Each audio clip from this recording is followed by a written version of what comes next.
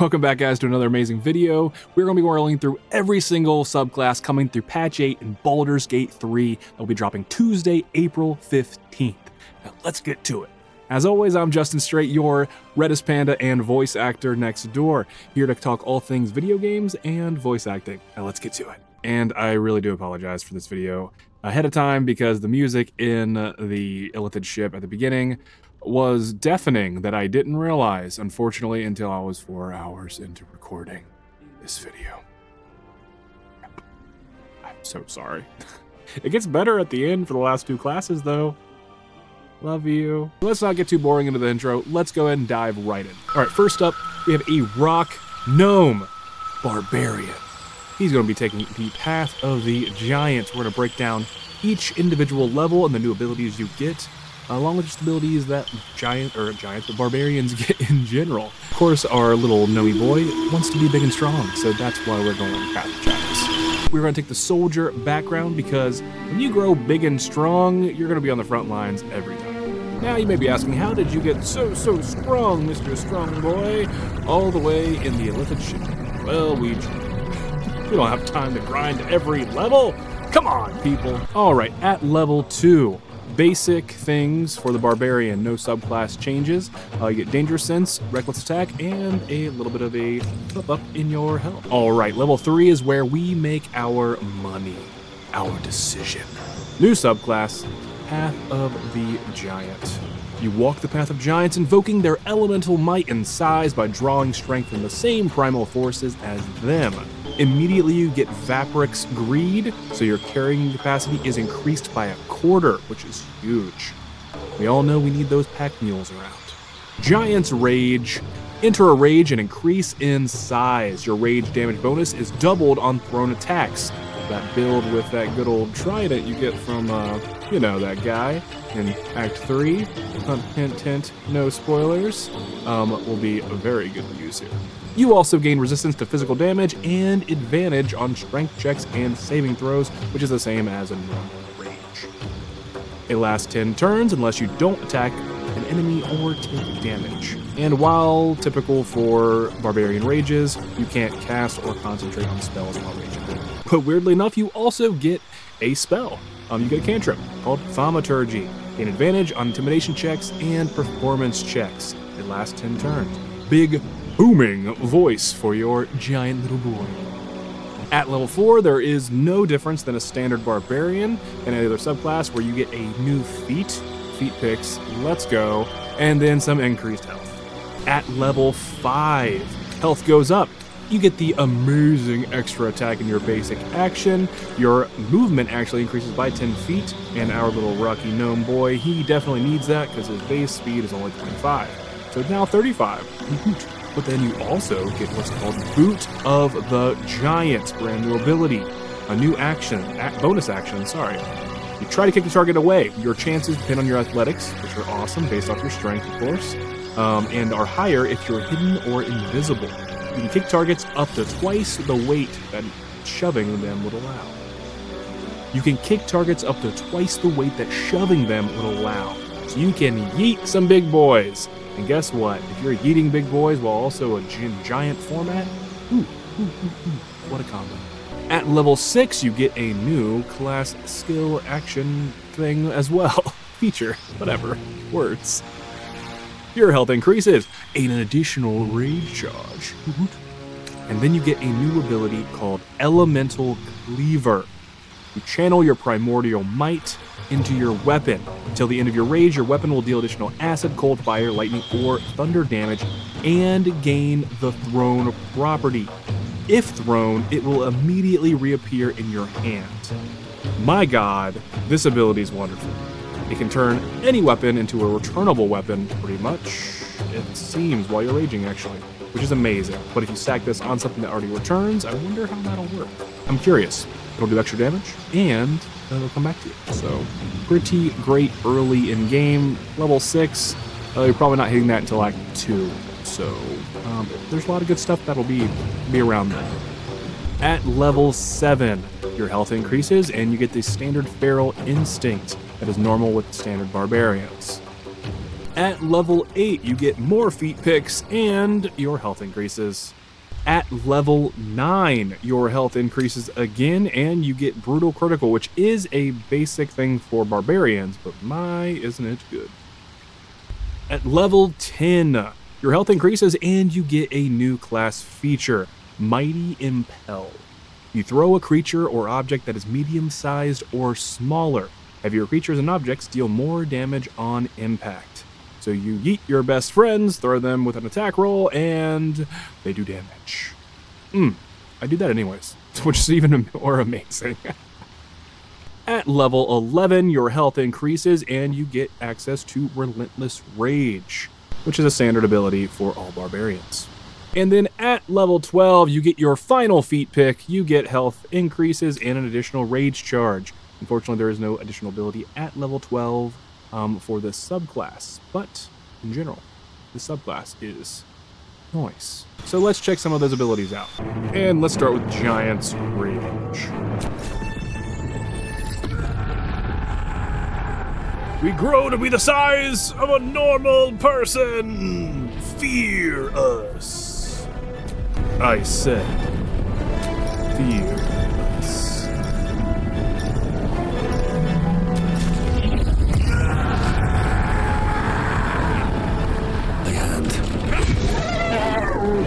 You know, I've never seen an Illithid throw that demon. I guess I have now. Boot of the Giants. Very soft. It does look like Mighty Impel may only be able to throw them onto something or at somebody and not off of a normal throw could. The Elemental Cleaver really does some nice damage. Also, the sword though. Kinda looks ridiculous.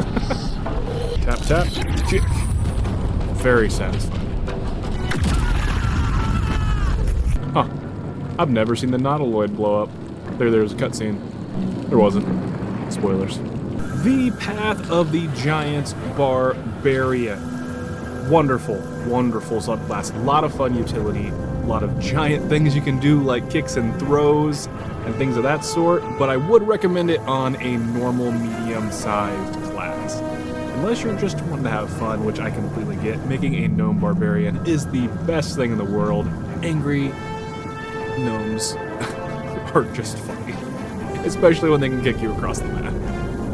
But an orc or something like that would be definitely optimal comparatively, and growing into a large creature that can launch things like, you know, gnolls and stuff, dragons, dungeons.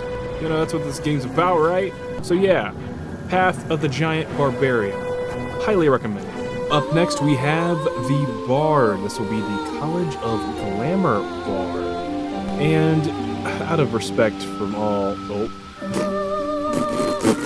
well, the exception of the whole inner loop, out of respect of all tieflings out there, we have to go with Tiefling Bards, because RIP, if you know, you know. In the comments if you know.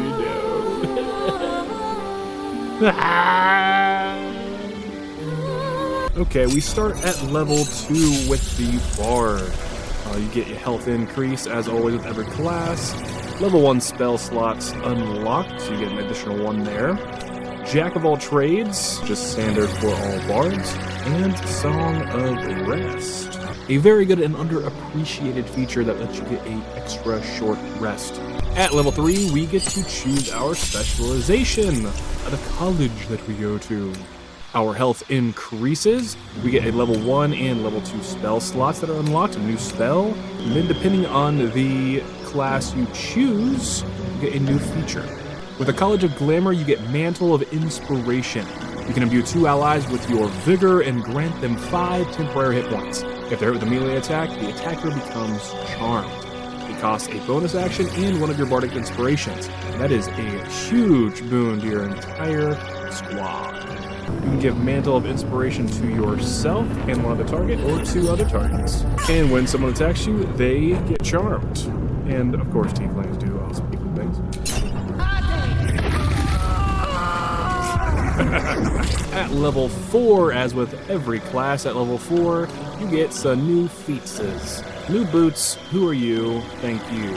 Your health increases, and level 2 spell slot unlocks. You also get a new cantrip and a new spell, all standard things for bards.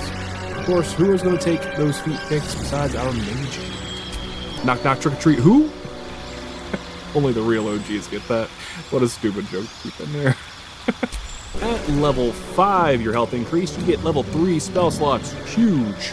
Font of Inspiration, where you regain all your bardics at a long or short rest, which is massive for your overall ability to be good in combat. And then you have Improved Bardic Inspiration, where you get a D8 instead of a D6 on your bardic dice. And a new spell. At level 6, we get a new class feature. Yay! Health increases, level 3 spell slots unlock, Counter Charm, which is a standard thing for bards, new spell, and then Mantle of Majesty. Command a creature to flee, move closer, freeze, drop to the ground, or drop its weapon. Targets that are charmed automatically fail their saving throw. So if you have Mantle of Inspiration on, then they hit you, they become charmed. You then hit them with that Mantle of Majesty command, and by golly, they're going to do whatever you want them to do. So here's how we do it, kids. We start off with the Mantle of Inspiration, which we already have on our people. But if we didn't, we'd do this. Oh, and it looks like Mantle of Inspiration actually gets an additional target. That's kind of nice. Didn't know that. That's new. Then someone comes and hits you in the face. They become charmed. You hit him with that good Mantle of Majesty command. Halt. Command the creature to halt, preventing it from moving. Pretty much the command spell. It doesn't use a spell slot. It's Mantle of Majesty approach. Command a creature to move toward you on its turn. Drop a weapon. Flee, then grovel. 100% automatic success. What a combo. Wombo. Combo. Kneel. At level 7, your health increases. You get level 4 spell slots. And then a new spell. At level 8, we get more feet. We already have 2. We can't have more feet. Well, too bad. You get more feet. Health increases. Level 4 spell slot unlocked. Extra level 4 spells. New spell. At level 9, health increases. You get level 4 and level 5 spell slot. Whoa! Basic things on all bards. If you don't know that already, I'm happy to explain it. But just, let me know in the comments if you want that. At level 10, you get the big health increase. Level 5 spell slots. Improved Bardic that goes from a D8 to a D10. New cantrip. And then 3 new spells. Which I believe is part of the Glamour Bard features. I don't think all bards get these spells. If they do, just call me out because I'm a dummy. You can call me out because I'm a dummy, because that was Magical Secrets. That makes more sense. Every bard gets that at level 10. But your Mantle of Inspiration actually does get increased. You get 4 targets instead of 3, and the bonus health from Mantle of Inspiration goes up to 11. And you also get Skill Expertise, which is huge. At level 11, your health increases. You get level 6 spells. And a level 6 spell slot, 2 to go with it, because that would be useless otherwise. Duh! And then a new spell. Time to go dancing. And the final base level, at level 12, you'll get a new feat picks, who this, level increase, JK, that's health, because I can read, and new spells. Overall thoughts for the Glamour Bard, it is very good at doing exactly what it wants to do. Command, control, it is a more controlling bard than like Call of Swords. Highly recommended to have it on a party as one of your side characters. I think besides being the obviously charisma leader of the party, I wouldn't suggest it as a main character for you. I think you're going to be limited besides the standard spells you get for being a bard. I don't know if you'll have as much fun as the other subclasses. A free command is awesome, and it being as the target is already charmed, they fail automatically, is a game changer when you fight kind of the bigger bosses that are by themselves. But a group of people, a group of creatures, that kind of thing, you're looking at less uses at all. But Mantle of Inspiration is very good to have some temporary HP for your entire party. Up to you, of course, but I think I'll go with a different bard if I want to go bard at all. by College of Swords Bard in the playthrough, the Honor Run playthrough we're doing right now over on Twitch. You should watch it Sundays. Ooh! Please like and subscribe. Alright, up next we have the Cleric. Glowy. Awesome. Amazing. So this is a Dungeon Master's Guide exclusive subclass they're actually adding to the game. The Death Domain Cleric. My god. So, off the rip with the Death Domain Cleric, you immediately get access to False Life, Ray of Sickness, and Toll the Dead cantrip for free. Huge spells. False Life is so nice to have. Gaining 7 temporary hit points is so good until your long rest, or they go away, or whatever. But it's always prepared. It's always amazing. You don't have to worry about it. Then you get access to a feature called Reaper. Your necromancy cantrip that only target one creature can target an additional creature. Toll the Dead with Reaper? Oh, mwah, chef's kiss. I will absolutely have one of these in my campaign. And you also get proficiency with martial weapons, so you are attacking real good. You do good. You attack real good, bud. I believe they've added new cantrips in this patch. Bursting Sinew, I believe, is an exclusive to the Death Domain Cleric that they can get. And Toll the Dead actually might be too. I don't think it was there before. If I'm wrong, come at me in the comments, because I actually don't remember. But I don't think Toll the Dead, because it's one of my favorite spells. I don't think it was a thing. But Bursting Sinew, that is brand new. Explode a corpse, causing it to impale those around it. Excuse me? As a cantrip? When there's corpses everywhere? Ah! And you know, since we're a cleric of the Death Domain, we might as well worship Tiamat if it kills everything. Alright, we gotta target good old Death Sinew. See what the heck this is all about. Up to 2 targets initially, which is huge because of the Reaper feature.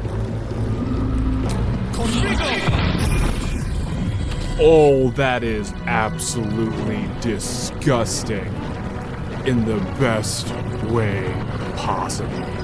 Oh, absolutely playing this. 100%. Don't even have to look at the rest of the levels. This is an automatic play in my book.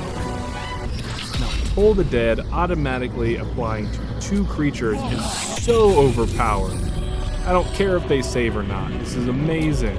So caveat to this, Bursting Sinew cannot explode corpses that are too damaged. So if you use something like Toll the Dead or Fireball, doesn't work. It can only be fresh corpses. The blast that killed this one killed it with spikes from Bursting Sinew. So it could definitely be used on that. Now, at level 2, health increase, level 1 spell slots, Channel Divinity Charge 1, which is standard for clerics. You get the Turn Undead Channel Divinity action, which is also normal for clerics. Next, you get the feature, the channel feature that is for the Death Domain Cleric, Touch of Death. When you hit a creature with a melee attack, you can use your Channel Divinity to deal extra necrotic damage. I'm curious how much damage this is going to be. And our favorite test dummy will of course be Lae'zel.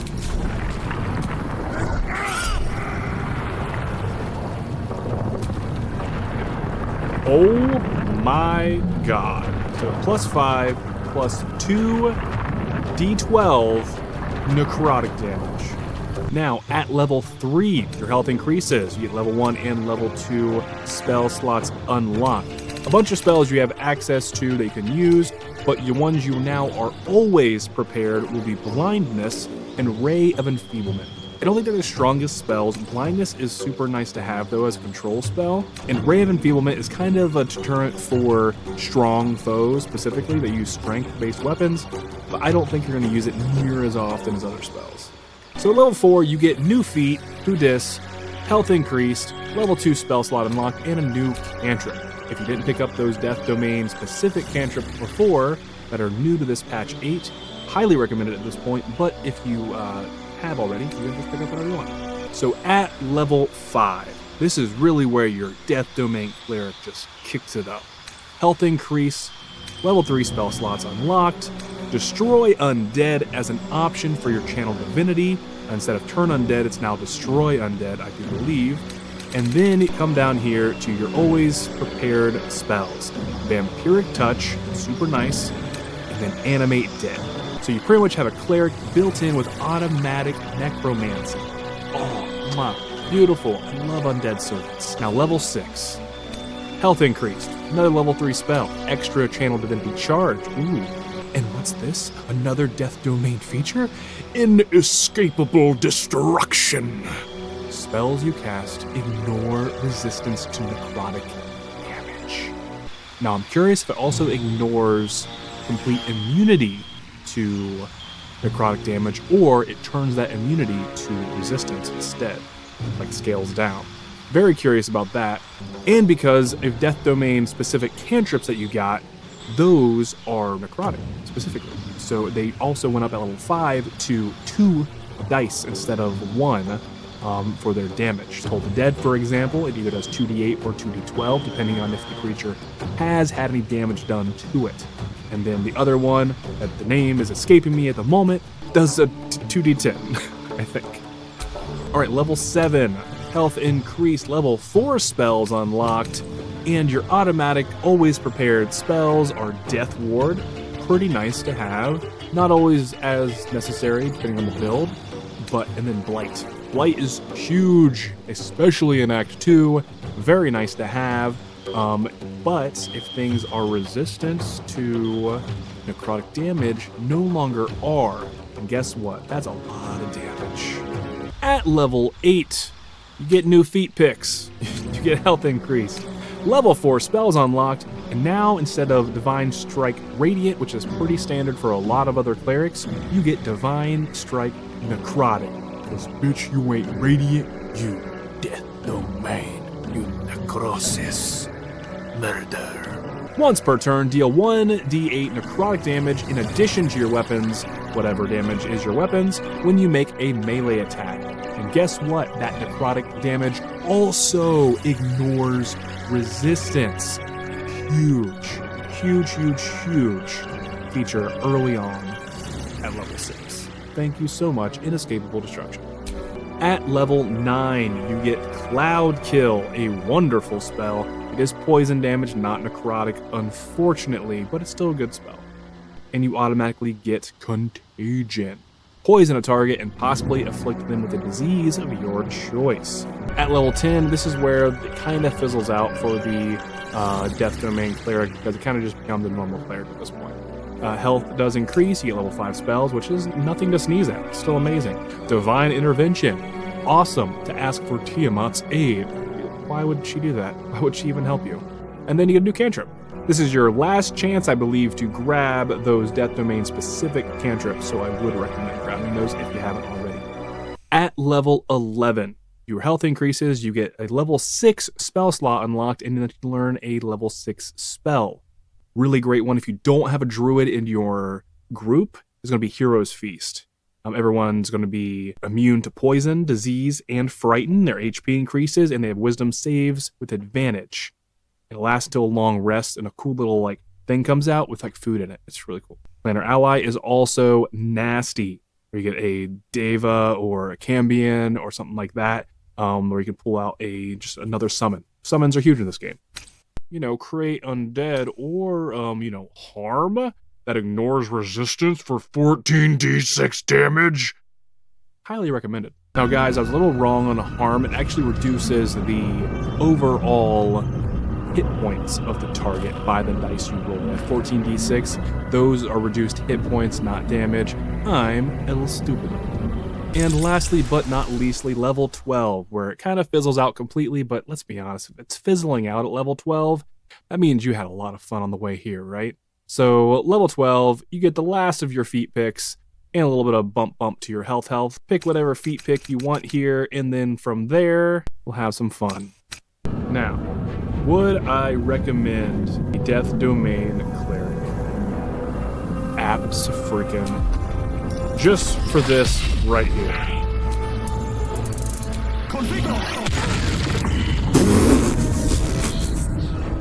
Sorry, not sorry, Lisa. Tiamat says hi. Now, next up is my favorite class, the Druid. Subclass-wise, I don't know if it's my favorite one, but it's one I've never gotten to play, so I've kind of always been interested in it. I'm really excited to check that out. So let's do that. We gotta go with Wood Half-Elf, you know, to start things off. She's gonna be a badass. Love it so much.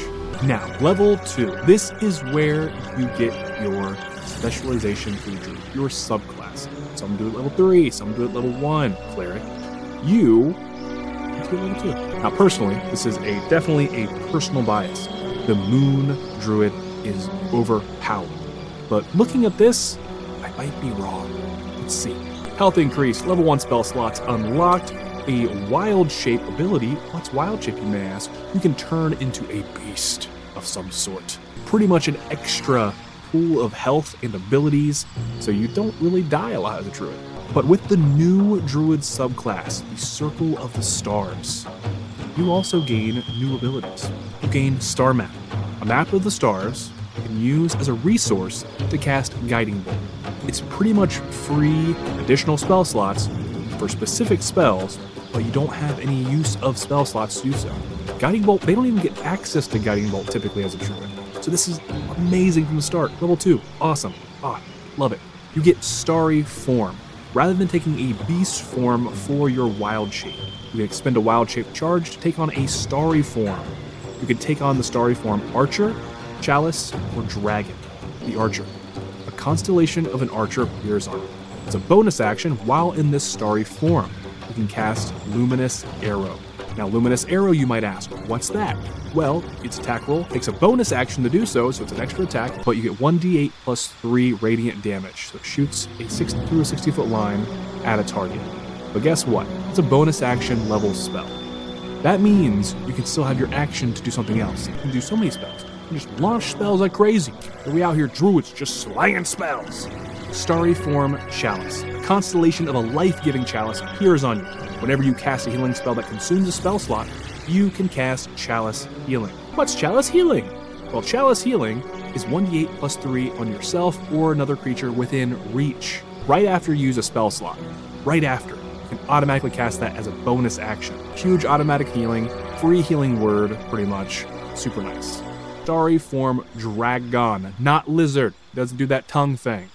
Constellation of a wise dragon appears on you. When you make a saving throw to maintain concentration on the spell, a roll result of 9 or lower is considered a 10. So you pretty much cannot fail concentration checks unless you take mass damage. As a bonus action, while in this starry form, you can cast Dazzling Breath. Dazzling Breath, you pretty much get a free radiant breath weapon. Amazing. As a bonus action, target has a dex save to take half. Spew forth a dazzling cone of stars that does 2d6 plus 3 radiant damage. Wowzers, Batman. That's nice. And of course, we will experiment with these abilities with our favorite plaything, Lae'zel. What do you think of it, Lae'zel?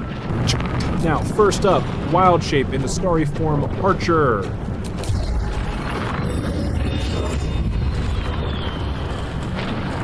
Okay. Dazzling. Amazing. Look at me. Beautiful. Bonus action. Luminous Arrow. Ooh! Dolly, that's nice. Now you do get 2 uses here of Guiding Bolt. That's with the Star Map action. That's with a level 1 spell slot. And we killed Lae'zel. But you pretty much get 2 free spell slots. Can be used for a damage spell. Pretty amazing. Now, Starry Form Chalice.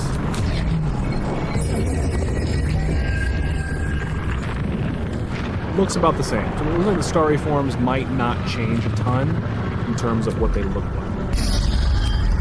So since I just healed somebody, I can now heal myself with the Chalice.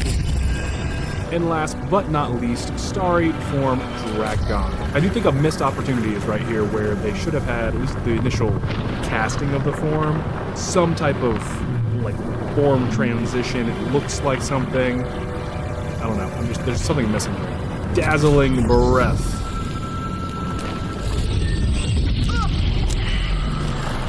It's pretty nasty. Pretty nasty stuff, if I do say so. Alright, at level 3, health increase. This is all standard Druid stuff here. Health increase, level 1, level 2 spell slots, and access to a bunch of spells. Level 4, same thing, standard Druid things, new feat. Love this. Health, ooh, increased. Level 2 spells, yes. New cantrip, new dis. Alright, Druid level 5. Health increased, you get level 3 spells, which are amazing. Wild Strike is a standard Druid ability, so if you're in your animal wild shape and you make an unarmed attack, you can make an additional unarmed attack roll. So you get pretty much extra attack in wild shape, animal wild shape specific. All these awesome ones, and then you also get an additional use of Guiding Bolt. Alright, level 6, Circle of the Star Druid. Health increase, level 3 spell slots. You get what's called Cosmic Omen. This is a new feature. Omens of the future that you gain from consulting the stars. They let you use your reaction to affect the outcome of certain rolls. That's very interesting. Almost like a portent for the Divination Wizard. Cosmic Omen. Whenever you long rest, you consult the stars for a Cosmic Omen of weal or of woe. The Omen grants you the ability to increase weal or decrease woe, attack rolls and saving throws, and to increase your allies' ability checks. So it's almost like an additional bless or guidance, in addition to having, or decreasing things, so a bane even. Okay, looking at this, it does look like your Dazzling Breath will increase in damage, almost like scaling for cantrips, but it will increase at level 5 to 3d6, and then at level 10 it'll be 4d6 plus your wisdom modifier for the damage. Now I was a little worried about the damage scaling in the alternate forms for the Circle of the Stars. The actual Luminous Arrow unfortunately doesn't scale as well as the Dragon's Breath. It is 1d8 plus 4 until level 10. I do think it needed to be increased to level 5 to the 2d8, and then level 10, 3d8, but it's actually 2d8 at level 10. But it does kind of have a drawback to using the Luminous Arrow often. Now at level 7, we do come back to just standard Druid things. Health increase, level 4 spells unlocked. Super nice, lots of great spells. Ice Storm, Polymorph, Wall of Fire, Woodland Beings, Minor Elementals, Dominate Beast, Grasping Vine, all Ice Storm if you go the Ice build. Super, super good spells are all. At level 8, standard Druid items. New feat picks, health up, level 4 spell slot unlocked. Now, at level 9, some things happen here. Level 4 and 5 spell slots unlocked. Those 5th level spells are nasty. Conjure Elemental, Contagion, Mask Your Wounds for some help and some support. Wall of Stone, super nice. And then, on top of that, you do get some features for your Circle of Stars subclass. You get an additional usage for Guiding Bolt, so now you're up to 4 total free Guiding Bolt usages. And then you also get a free usage, of Cosmic Omens. Beginning of the long rest, you're going to pick Weal or Woe, and now you have up to 4 of those that you can change for your reaction, just using your reaction to do that. Now, level 10 is kind of where the Circle of Star Druid really comes together. Health increases, you get another level 5 spell, the improved Wild Strike. If you decide to go into normal beast mode, you get 2 attacks, so you get 3 attacks total. Super, super nice. New cantrip, but then Twinkling Constellations. Your starry forms are improved. The archer's damage and the chalice's healing are increased by 1d8.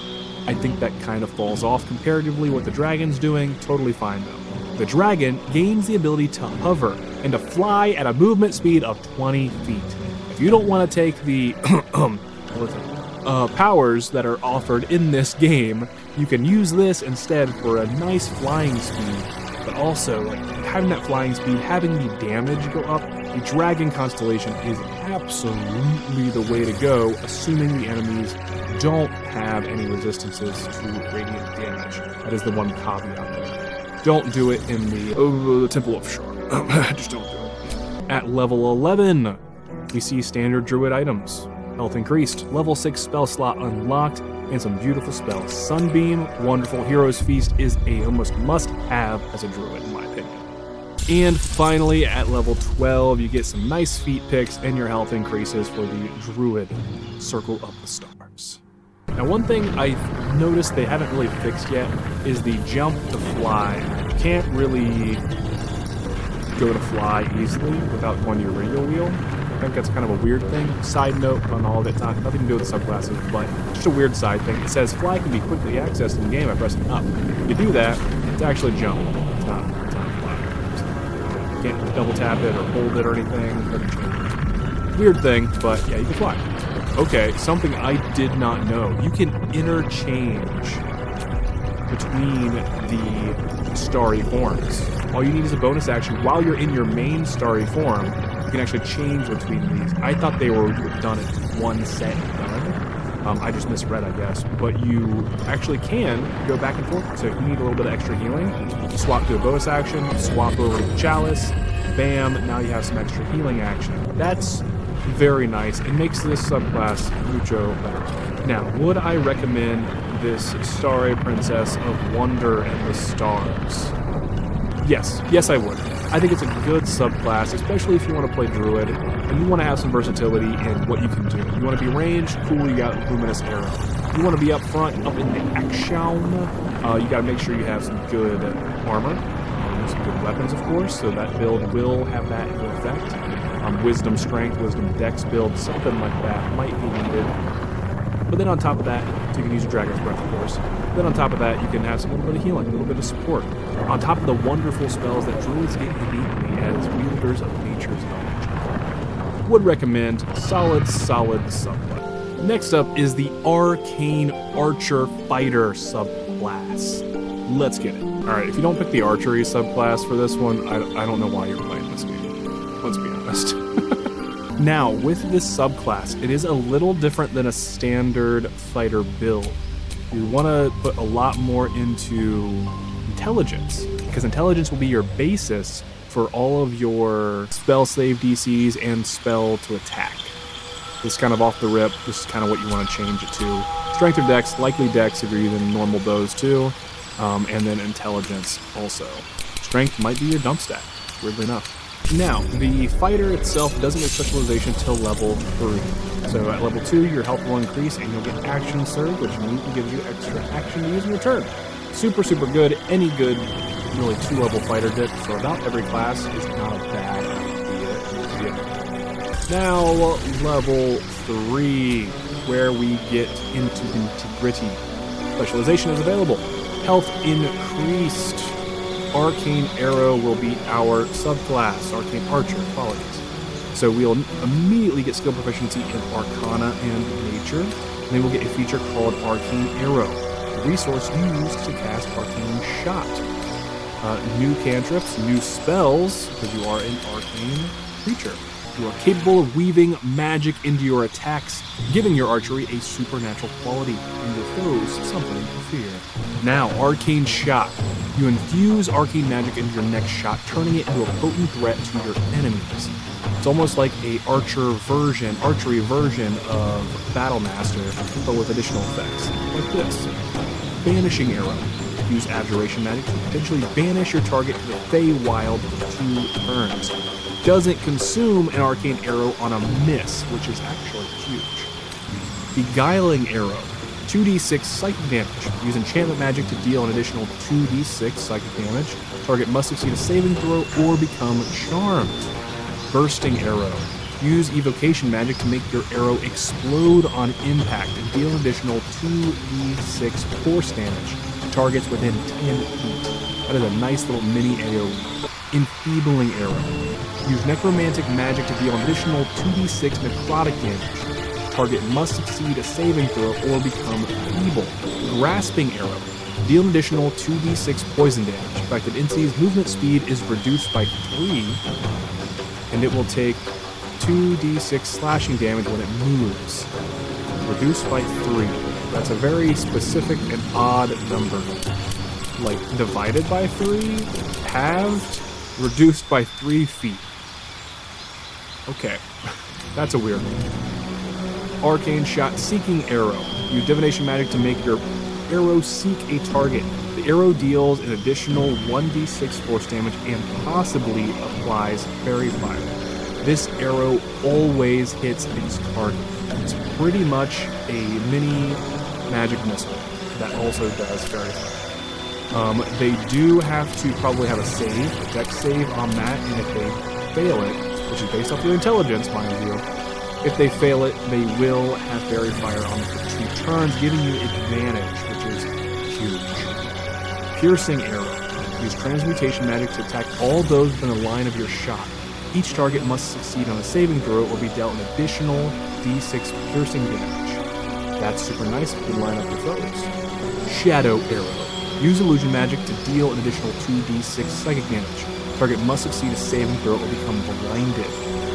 And pretty much, yeah, all these, if you miss, except for that one because you never miss, but if you miss, you don't use your arrow, with the exception of the piercing arrow as well. So that is one where you will be using your arrow even if you do miss. So be wary of that. All right, Lae'zel, my favorite meat shield. Let's see what these arrows do. Bursting Arrow.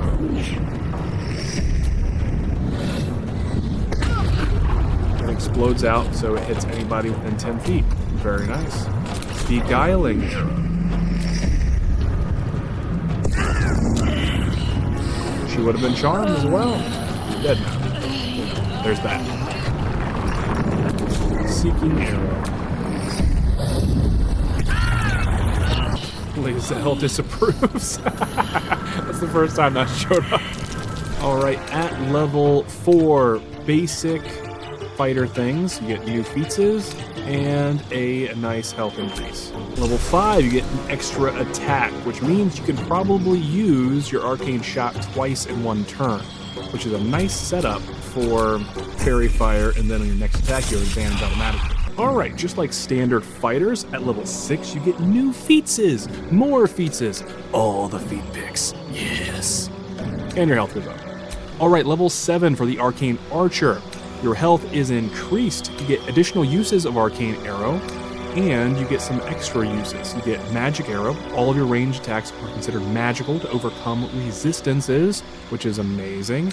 And you get Curving Shot when you miss with any magical ranged attack, which would also assume the use of cantrips. You can use a bonus action to attack the next closest target with the same attack. So you can curve the bullet, whip it around, you miss, you hit somebody next to him or down the road, whatever the distance is. And you get a new spell. And you get to choose an additional arcane shot.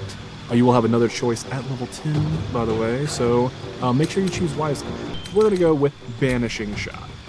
Now it looks like we have 7 total uses of the arcane arrows, which is pretty amazing. Let's check out Banishing Shot.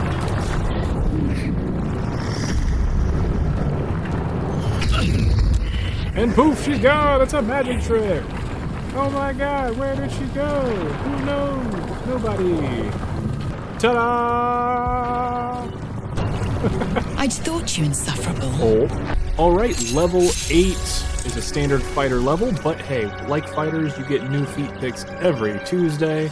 2 levels. You know what I mean. Words. Health increased. Level 9 for the Arcane Archer. You do not get any additional features or class features, specifically like subclass features, but you do get your health increase and you get Indomitable, which is a wonderful fighter feature, basic fighter feature, where whenever you fail a saving throw, you can roll again. Not succeed automatically, but roll again. Alright, level 10, this is kind of where it finishes out for the Arcane Archer. You get an additional use of arcane, or usages of Arcane Arrow, and a new spell based off your arcane shot. You get 1 additional use, so there will be 3 uses that you do not use, so you need to choose wisely.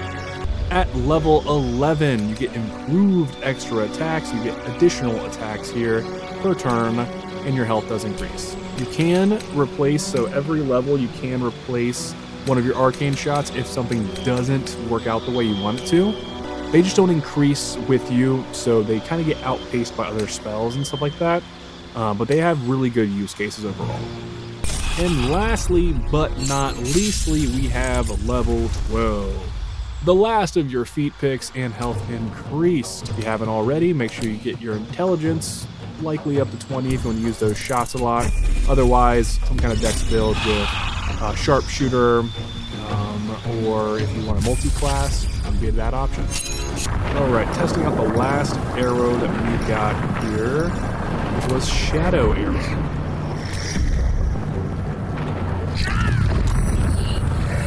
I regret nothing, Lae'zel. So the big thing with the Arcane Shots and Arcane Archer. My final thoughts on that. I think they're a great class to dip into. I don't think by itself it has the standalone functions. With the exception of hand crossbows, I think that would be nasty. But even with hand crossbows, I think dipping into Rogue, doing like Arcane Archer 7, so you get the magical resistance for your shots, and all of your range attacks actually, and then your curving shot, you can use a bonus action to attack the next closest creature. I think a Thief Rogue Arcane Archer build would be nasty, would destroy so many things. You get 5 levels of Rogue, so you get extra damage from sneak attack. You get additional cunning actions. You get double bonus actions. So realistically, you could do that twice. The recharge is per turn, but I don't know if that would work or not because 2 bonus actions, you might be able to use the curving shot again. So there's options for that. I think as a standalone class, there are better fighter subclasses overall. But it's very unique. It's very fun still, using those Arcane Archer usages. I think it's very fun still using those arcane arrows.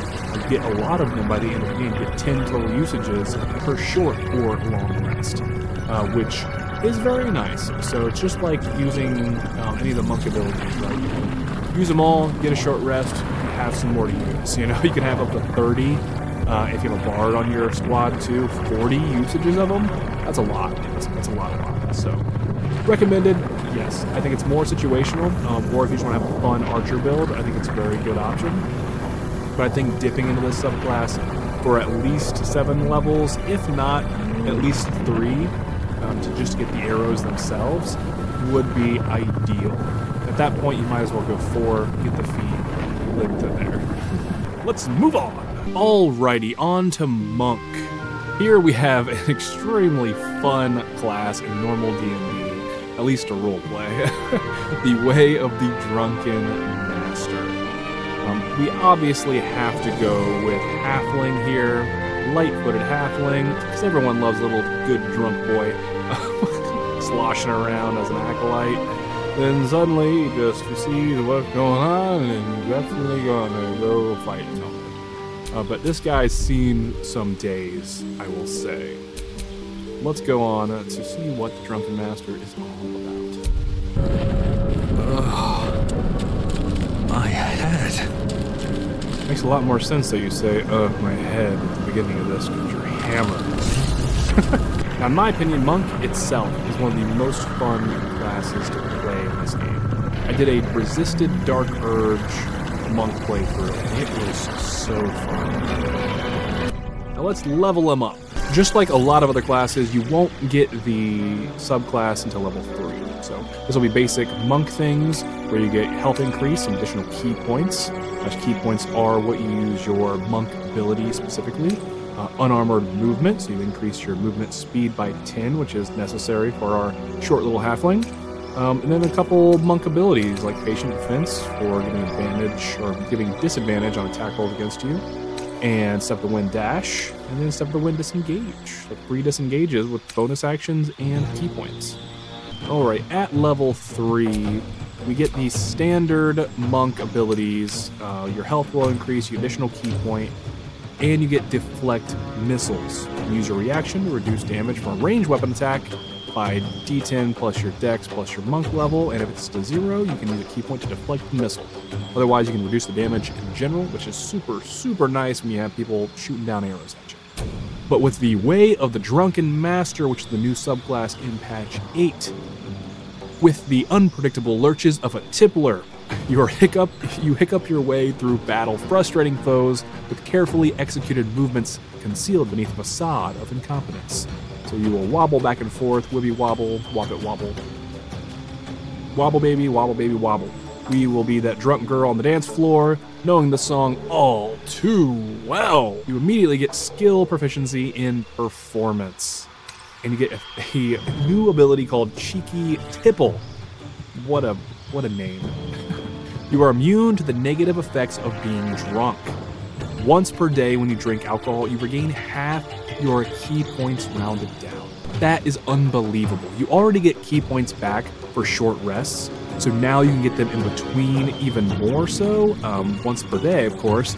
But there's so much alcohol in this world. My God, so good. Drunken Performance. You gain proficiency in performance, as said above. Drunken Technique. New class action. It's a bonus action. Punch twice in quick succession and grant yourself an additional 10 foot of movement in the benefits of disengage. So this is just like your Flurry of Blows, but better because you get your 2 attacks, and then you get additional 10 foot of movement automatically. So you can use all your movement, you get bonus movement, and then you automatically get disengage in and out without worrying about anything, just like a drunk dude falling into you, bouncing off of you, saying, "Oh, sorry, sir." And then you're like, "All right, drunky boy," and he's just punching you in the face at the same time. What a wonderful first ability you get over. Alright, let's see if Lae'zel likes these drunken fists. So it looks like it does take the place completely of Flurry of Blows rather than having 2 options so you don't get confused. Thanks, Larian, that's appreciated. Can we just talk about that technique, that form?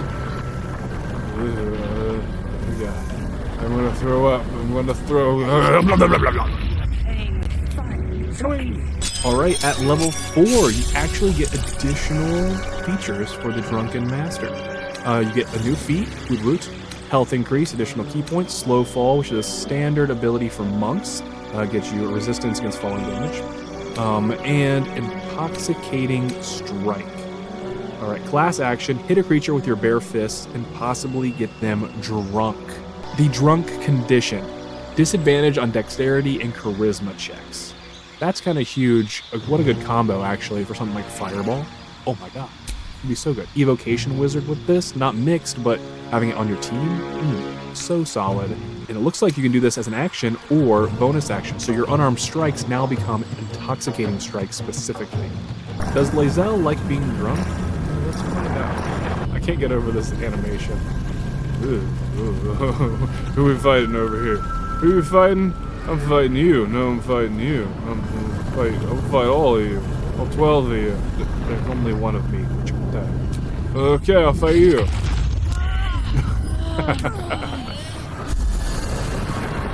And now she's drunk. Disadvantage dexterity and charisma checks. Awesome.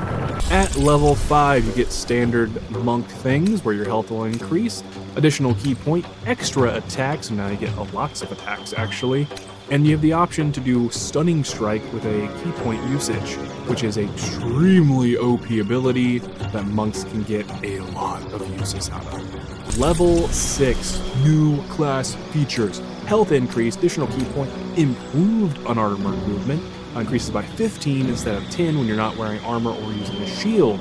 Super nice for your little halfling boy who's been, or man I guess, who's been seeing way too many things in life. Now, your key empowered strike. So all of your unarmored attacks are magical for overcoming resistances and immunity. But you also get 2 kind of cool abilities that are very unique. When you're prone, instead of half of your movement to get up, it's only 5 feet of your movement. We need every step we can get with these short little stubby legs. And there's also a new ability, Redirect Attack. When a creature misses you with a melee attack, you can spend 1 key point as a reaction to use Unarmed Strike back at them. It's a free opportunity attack. They don't even have to trigger. You can just use a key point, use your reaction, bam, Unarmored Strike back to them, bam, Stunning Strike back to them. That could be nasty. Alright, Monk level 7, additional Way of the Drunken Master features. Super, super good here. Health increase, additional key point. You get evasion just like rogues do, so you, instead of saving for half damage, you save full damage. And then when you fail, you just take half damage instead on all dex saving throws. So goodbye getting eviscerated by fireball. Now, we have Stillness of Mind, which is a standard thing for monks, where if you're charmed or frightened, you can automatically cast Stillness of Mind to remove it, which is super nice. But you get a new cool ability for Life of the Party. Every time your intoxicating strike, so just your unarmed attacks, hits, the monk gains Life of the Party, which increases armor class and attack rolls against drunk targets. This effect can stack. Excuse me? You gain +1 armor class and +1 attack rolls against drunk targets. So, it can stack. Meaning, if you're surrounded by a bunch of enemies, attack each one of them. Get them all hammered, all right? And then you can add +5 to, like, +5, +6 within a turn or two, because Drunk lasts for 5 turns. So you can easily stack your armor class and your attack roll to hit extra with this ability. Super, super good. The condition ends if the monk is attacked or combat ends. So, as soon as you get attacked, that's the only downside. But if you use your Drunken technique to get in and out of combat with a tank present that's taking all the damage for you, my god, this is just so good. At level 8, standard monk abilities. Get new feat picks. Who dis? Health increased and additional key points. Alright, level 9, new features for the Way of Drunken Master. Health increased, additional key points.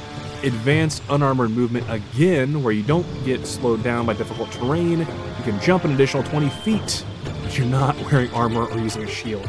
So goodbye, your strength being low, who cares at this point? Jump to your heart's content, because you're going to be yeeting around all over the place. But wait, you get an additional Way of the Drunken Master feature, Sobering Realization. Hit a drunk target and sober them up by dealing bonus psychic damage.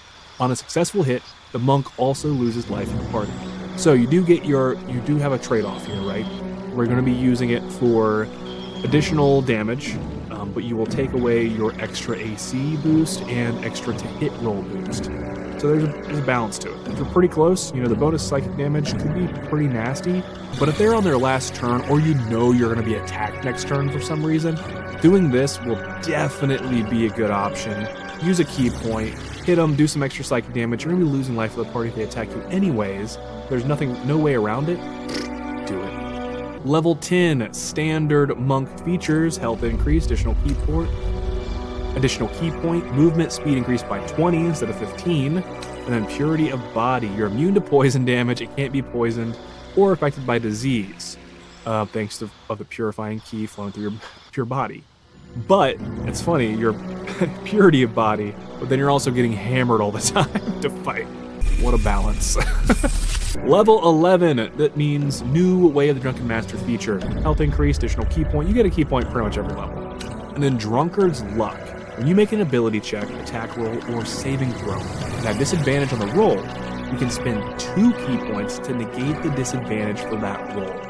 That is very nice, especially in pivotal moments, pivotal skill checks. That would be a killer thing to have. I would always save at least 2 key points. At this point, you have a ton of them. So definitely worth keeping 2 around just in case for that. And at level 12, we wrap things up with standard monk features, new feat, last feat pick you'll ever get with a monk, health increased, and additional key point at the end here. In the end, you will have a lot of key points to use. So it definitely doesn't hurt to have them for some Intoxicating Strikes. So yeah, the Intoxicating Strikes actually don't replace the possible unearned strike or strike with your monk weapon if you use a quarterstaff. So that is a key point to think about when you are doing that combo of like Intoxicating Strike and then coming over to Sobering Realization, or just hitting them with a bunch of Drunken techniques to get out of there, stun them, whatever you need to do there. Just give them additional damage, or not damage, but additional skill disadvantages, and give you just more health. Now, final thoughts for the Way of the Drunken Master monk. I think it's a great subclass. I think it's a unique subclass. I think the dialogue options for this subclass would be so good. I'm very interested in playing this one for that reason alone. They have to be hilarious, especially if you're in Act 2 and there's a certain bar and a certain bartender you're talking to that wants to get you hammered. I think that might be a good option for them. But yeah, I would recommend playing it if you want to play a monk. We have the open hand is also great. The 4 elements kind of weak, in my opinion. But this one is super solid, has a lot of combo potential, and just in general, monks are just super powerful, especially late in the game. They have so many monk key points, as you can see there, so I definitely recommend it. On to the next one! Alright, on to the Paladin, which, like the Cleric, you get your subclass off the rip. We're going Oath of the Crown Paladin. Right off the back, you get Righteous Clarity. Target yourself or an ally to additionally grant the target's proficiency bonus to their attack rolls. Doing that to yourself is amazing. It does take a Channel Oath charge, which you do get 1 at the beginning, which is really nice. And the tenets, Oath of the Crown tenets. You do have to uphold these, otherwise you will become a Oathbreaker Paladin. So you do have to realize that. Law. Uphold civilization and order. Alright, I want to say right there, most of you who are watching this, y'all break the law in these games. Let's be honest here. So you will probably break that immediately. Even by accident. It's pretty easy to do. Stealing stuff is kind of a component of the game sometimes. So yeah, you gotta watch out for that. Loyalty. Your word is your bond. Without loyalty, oaths and laws are meaningless. Responsibility. Deal with the consequences of your actions and fulfill your duties and obligations. Those are some strong oaths. Let's check out what else the Oath of the Crown has in store for us. You like this Silver Dragonborn? I kind of like him. I think he kind of fits. You know, gold maybe. Give him that noble background. He's so noble. Look at that little hammer he got there. I'm a fan of these Dragonborns for sure. Alright, before we even start here, I'm a fucking unit. Look at me. The nice thing is, Righteous Clarity does only take a bonus action and lasts 10 turns.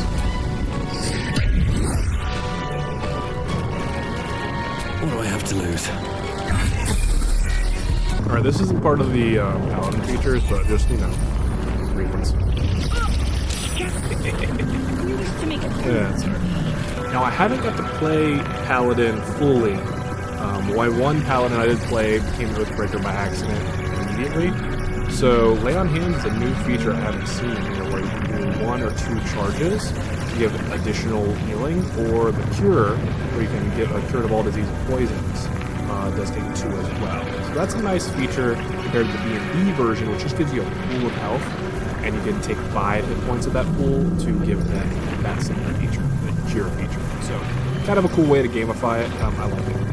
Alright, at level 2, we are just straight standard Paladin things here. Level increase, level 1 spell slots, Divine Smite, which is actually one of the biggest things you're going to be using, period. It will use spell slots, like your level 1 spell slots that you just unlock, to do additional damage, 2d8 per spell slot, and an additional d8 against undead and fiend. Use it as a reaction on your attack. You can use it as criticals. I do recommend turning these on not automatically, but to be asked every time, just because otherwise you're going to be using your spell slots on enemies you do not want to be using smites on, because they can really output some massive damage when you get your 2nd and 3rd level spells.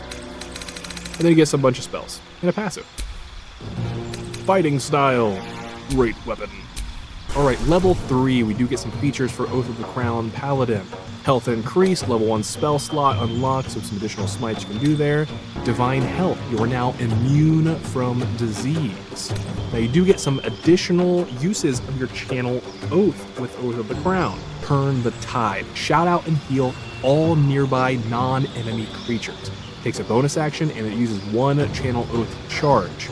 This is pretty much like a free mass healing word, which is super useful and very helpful if you don't have a dedicated healer, or you just need a little bit of extra juice coming out very early in the game. You also have Champion Challenge. Challenge the enemies around you, compelling them to attack only you. Any attacks they might make against other creatures have disadvantage. That's huge. That is a compelled duel. That is huge.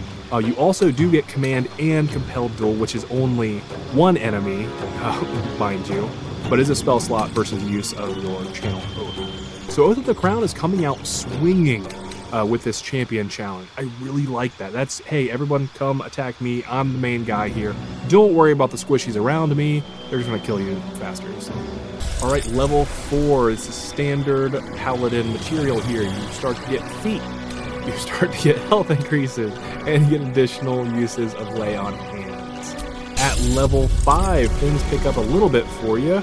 You get a health increase, level 1, level 2 spell slots, so your smites are now extra chunky. You get an extra attack. Highly recommended. If you do crit on anything against something big, make sure you Divine Smite. And you do get some automatically prepared Spells. Spiritual Weapon isn't something Paladins typically have access to. It's exclusive to Oath of the Crown, and it's always prepared, just like the Cleric spells we had previously with the Death Domain. So, Spiritual Weapon is huge. 60 feet, where you can actually cast it within 60 feet of you. It does a d8 of damage, but it floats around. It's a spectral weapon. It attacks stuff. It's awesome. It flies around next to you. Only takes a bonus action to do. Super good for every Cleric to have, but now that a Paladin can have it too, I think that's really nice. Then there's Warding Bond. I personally don't like Warding Bond that much because the enemies in this game tend to hit a lot of the time, even if you have a high AC, so it's not really worth spreading that damage around. Alright, level 6. You have standard Paladin features, health increase and aura of protection. You and nearby allies gain +3 bonus to saving throws. The aura disappears if you fall unconscious. This is permanent, this is amazing, this is a wonderful, wonderful feature for Paladins. It actually happens a little earlier in normal D&D, so I was surprised they added it so late, and it's a +4 instead of +3 bonus to saving throws. But it's still extremely useful because saving throws suck, and nearby allies are allies within 10 feet. That's the big caveat there. You have a 10-foot radius, 20-foot diameter around. At level 7, we do see a new feature for Oath of the Crown. Health increased, level 2 spell slot unlocked, and then Divine Allegiance. With an ally within 5 feet of you takes damage, you can use your reaction to magically substitute your own health for your allies, taking the damage instead of them. So what it kind of does is that Warding Bond without the extra AC bump. For free, well, with the use of your reaction, but you can kind of do that every turn. So if you have a stacked Paladin health-wise, and you have ways to heal yourself pretty easily, that's not a bad idea to do something, especially against your squishies like the wizards and that kind of thing. Level 8, standard Paladin level up here. New feats and health increased. Level 9. Here's where some extra good goods come in here, alright? Health increase, level 3 spells, your smites will be smacking right now. You do get access to a few different spells here, but your always prepared spells that you get for being a Paladin, and an Oath of the Crown Paladin specifically, are Spirit Guardians. This is something you tend to not ever be able to get as a Paladin. So being able to do Spirit Guardians on top of smiting, on top of all the other damage boosts you can get that are Radiant based, or Necrotic based in this case, is insane. It's so good. It's a Cleric specific spell, typically, with the exception of Oath of the Crown. You also get Warden of Vitality. While this aura lasts, you cast Restore Vitality as a bonus action to heal yourself or nearby allies. 2d6 heals automatically for 10 turns. Every turn you can use this bonus action. So that is super, super overpowered in a sense. I think this might be a new spell that's in this patch specifically. Now, level 10 is a standard Paladin level up, health increase, lay on hands charge, aura of courage. You and your nearby allies can't be frightened. It is the same as the aura that gives you extra on saving throws, but also adds the addition of not being able to be frightened, which is super nice. I also think Elemental Weapon might be a new spell too, if I'm not, stupid. Alright, at level 11, this is a standard level up for Paladin specifically. Health increased a little bit, standard health increase, level 3 spell slots unlocked, and then you improved Divine Smite. Your basic weapon attacks now deal an additional d8 of radiant damage. You do not need to just do Divine Smite to get this, you just innately have it, which is super, super nice towards the end game. And lastly, but not leastly, is last level of Oath of the Crown Paladin. You get your last feat picks and your health increases. The one thing that's not mentioned, you do have to actually apply your Aura of Protection and Aura of Courage, which isn't standard. It makes an action to do so, or I think it'd be good to just do it.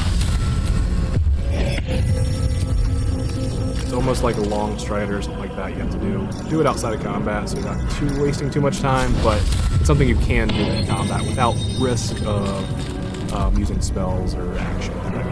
Elemental Weapon.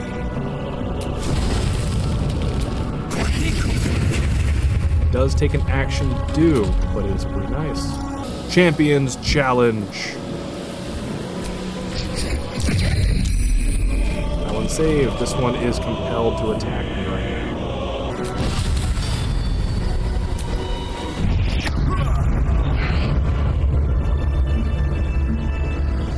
Oh, that's nasty. Oh, that's just nasty.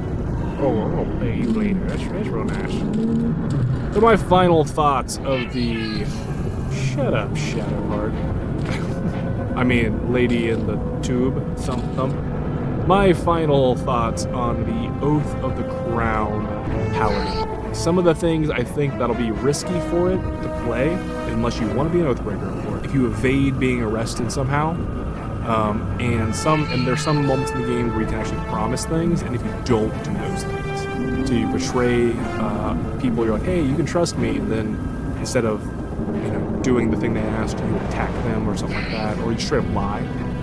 Deception in general might not be a great skill to use for a Oath of the Crown Paladin. So that's the only downside to this class in general. You do have to play pretty straight and narrow compared to other oaths, and compared to, or unless you want an Oathbreaker, which is fine. It's just a different class than this. A lot of good features. I think it's a solid choice. Especially if you're cool with playing it straight, because you get a lot of great spells that are actually cleric specific. So you might not even need a cleric at the end of the day. It doesn't hurt to have one, for sure, but you might not need it at the end of the day. So, would I recommend the Oath of the Crown Paladin? Yes. Yes, I would.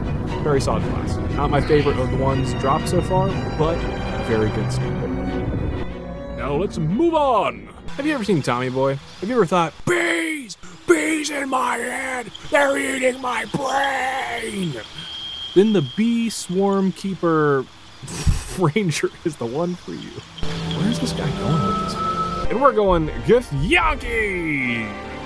Because, bees, and why is she balding? Finally free. I must find my kin. Weirdly enough right there, that was the actually first different voice line versus, my head. That happens. Good job, Baldy. Alright, like most of the classes and subclasses, you can't choose the Swarmkeeper Ranger until level 3. So level 2 will be just a standard health increase, level 1 spell slots unlocked, a couple new spells, and then a passive. Gotta get Ensnaring Strike, gotta get good old Hail of Thorns. Alright, level 3 is where this starts to just kick off. Specialization is available. Health increased, level 1 spells unlocked, and a new spell. But what do we get for our specialization, you might ask? The Gloomstalk. Very nice, just saying. But Swarmkeeper, new one. You have forged a deep connection with your natural surroundings and formed a magical bond with a swarm of nature spirits. This swarm serves as a helpful companion and a potent force in battle. You get Praise Scent. Your swarm deals additional damage to creatures marked by your Hunter's Mark. Hunter's Mark is the best spell, one of the best spells, I will say, for Rangers in general, because you can apply it again to creatures you kill with additional bonus action. Super, super nice. You automatically get Mage Hand, very nice, and then you get Fairy Fire as an additional spell and another passive. So, here are the options for the Swarm you can get. Choose the Swarm of Nature Spirits you formed a bond with. You can change your Swarm whenever you level up. Legion of Bees. Bees! They're everywhere! You gain a swarm of bees that fight on your side. Once per round, the swarm can assist you in one of 3 ways after you attack an enemy. It can attack and deal damage, push the enemy away from you, or teleport you to a safer location. A free Misty Step? Yes, please. The Cloud of Jellyfish. You gain a swarm of jellyfish that fight on your side. Once per round, the swarm can assist you in one of 3 ways after you attack an enemy. It can attack and deal additional lightning damage, shock your enemy. With the shock condition, they can't take reactions and have disadvantage on ability checks and saving throws using Dex, or they can teleport you to a safer location. Oh, a different free Misty Step for jellyfishies? Sure. Or you can get Flurry of Moths. The grossest of the 3, I think. Moths. You gain a swarm of moths that fight on your side. Once per round, they can assist you in one of 3 ways. You attack and deal additional psychic damage, blind your enemy, or teleport you to a safer location. Blind, shock, or push. All very good options. I'm gonna go with bees. I like the jellyfish. I'm a big fan of that. They're actually all very good. So it just depends on the build you have and what items, I think. So if you level up and you have some pretty good items that help with like psychic damage, not a bad option. All right, you're surrounded by bees. This is the best one so far. You're just like surrounded by bees. Like that's what it is. You're a swarm of bees just around you at all times. That's super cool. Throw a hunter's mark on your quarry. And you hit him with that good. Like I said, hit him with that good. There, okay. So, Legion of Bees attacks. What does that look like? The bees just go and attack her. It's a shocker. Oh, hell yeah. Knockback. Oh my god, they yeet her so far. That was not expected. That was so good. Very, very good. At level 4, new feat is available and your health increased. But you can also swap your swarm if you'd like. At level 5, you do get some additional things for your subclass. At level 5, you do get additional features for your Swarmkeeper Ranger. You get your health increase, level 1, level 2 spell slots now. You get extra attack, which is nice. A new spell, and Web is now always prepared. Let's check out these jellyfish. Look at this little swarm of jellyfish. So this is what they should have done, kind of with the Druid Circle of the Stars. They should have had some kind of like, hey, a dragon form comes out real quick and you swap to it, just like a depiction of it, and then it goes back into the star form. That would have been cool, because these things are global. Little attacker, jellyfish attack, shocker, she dies. Amazing. Amazing. I love seeing Lae'zel die. Why do you dislike Lae'zel so much? Because shocker, now she's shocked. She saved on. That's fine. Very good, very good. At level 6, health increase and gain some passives. So you gain additional favored enemies for just their standard ranger level up here.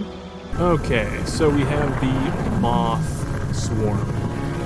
They look like butterflies, so it's actually a lot cuter than I thought it was going to be. I thought they were going to be like these just dusty gray moths. It goes really well if this chick's actually hair. I wonder if the moths are eating her hair. That's what's happening. What a backstory. Alright, Lae'zel, prepare to be mouthed.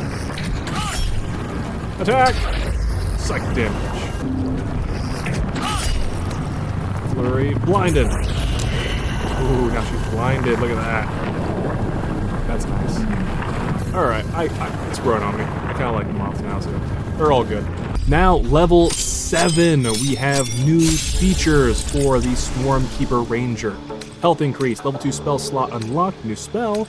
Then we get what's called Writhing Current, the resource used to cast Writhing Tide. Writhing Tide. You can condense part of your swarm into a focused mass that lifts you up, granting you a fly speed of 10 feet and protecting you from surface effects. Fire on the ground? Psh, who cares? I wonder if it works for like an acid, but more like poison gas. Curiouser and curiouser. Alright, Writhing Tide. Get 3 uses of it at level 7. Bonus action plus a Writhing Current. So you fly over that blood. Yep, just free fly. That's nice. It is kind of like a, not Misty Step, but kind of close to it, you know. Just a free one. So it lasts for 10 rounds, which is actually super nice. It's not just a one-off usage. You just fly anywhere. Alright, level 8, we have a standard ranger level up here. We have new feats, health, and then land stride, difficult terrain. You can become an expert at moving through the wilderness. Difficult terrain no longer slows you down. Super nice. Level 9, new feature for the Swarmkeeper Ranger. Your health goes up. Level 3 spells as well with the new spell. You get an additional use of the Writhing Current. But you also get gaseous form automatically prepared for, which is actually super, super nice to have, especially when you're trying to transverse areas you're not supposed to get in and have like tight spaces. You might see somewhere in the game where it says like, I can't possibly fit in there. Well, maybe gas could. Level 10, this is a more standard level up here, range for Ranger. Health goes up. Hide in plain sight. Camouflage yourself with your environment. You're invisible. You get plus 10. So it's a free pass without tricks, pretty much. And then you get a couple passives from the favorite enemy and natural explorer sections. Ranger level 11! Health increases, level 3 spell slots with a new spell, and then you get a cool Swarmkeeper exclusive feature called Mighty Swarm. Your swarm has grown stronger. The swarm's regular attack now deals a d8 damage. Its special attack has one additional feature, and teleporting you with the swarm now increases your armor class for the rest of the round. Wowzers. And then the final level up, you will have the new feats, last feats, health increase, and another level 3 spell slot. Now level 12 will be your last chance to change out your cloud choice or your swarm choice. So big thing there, you're going to see some different things from level 11 with that Mighty Swarm feature. You're going to see where the Legion of Bees now, when they attack, rather than just the person being thrown, they also go prone if they fail a strength saving throw. The jellyfish, they're shocked, and they actually are disarmed if they fail a con save. And then flurry of moths will be blind, and they're going to be slowed if they fail a con save. So realistically, I think the jellyfish might be my new favorite, because they do lightning damage, which is awesome, but disarming a target for free, based off of just the cloud of jellyfish doing their thing, that's a huge utility that is just extremely beneficial.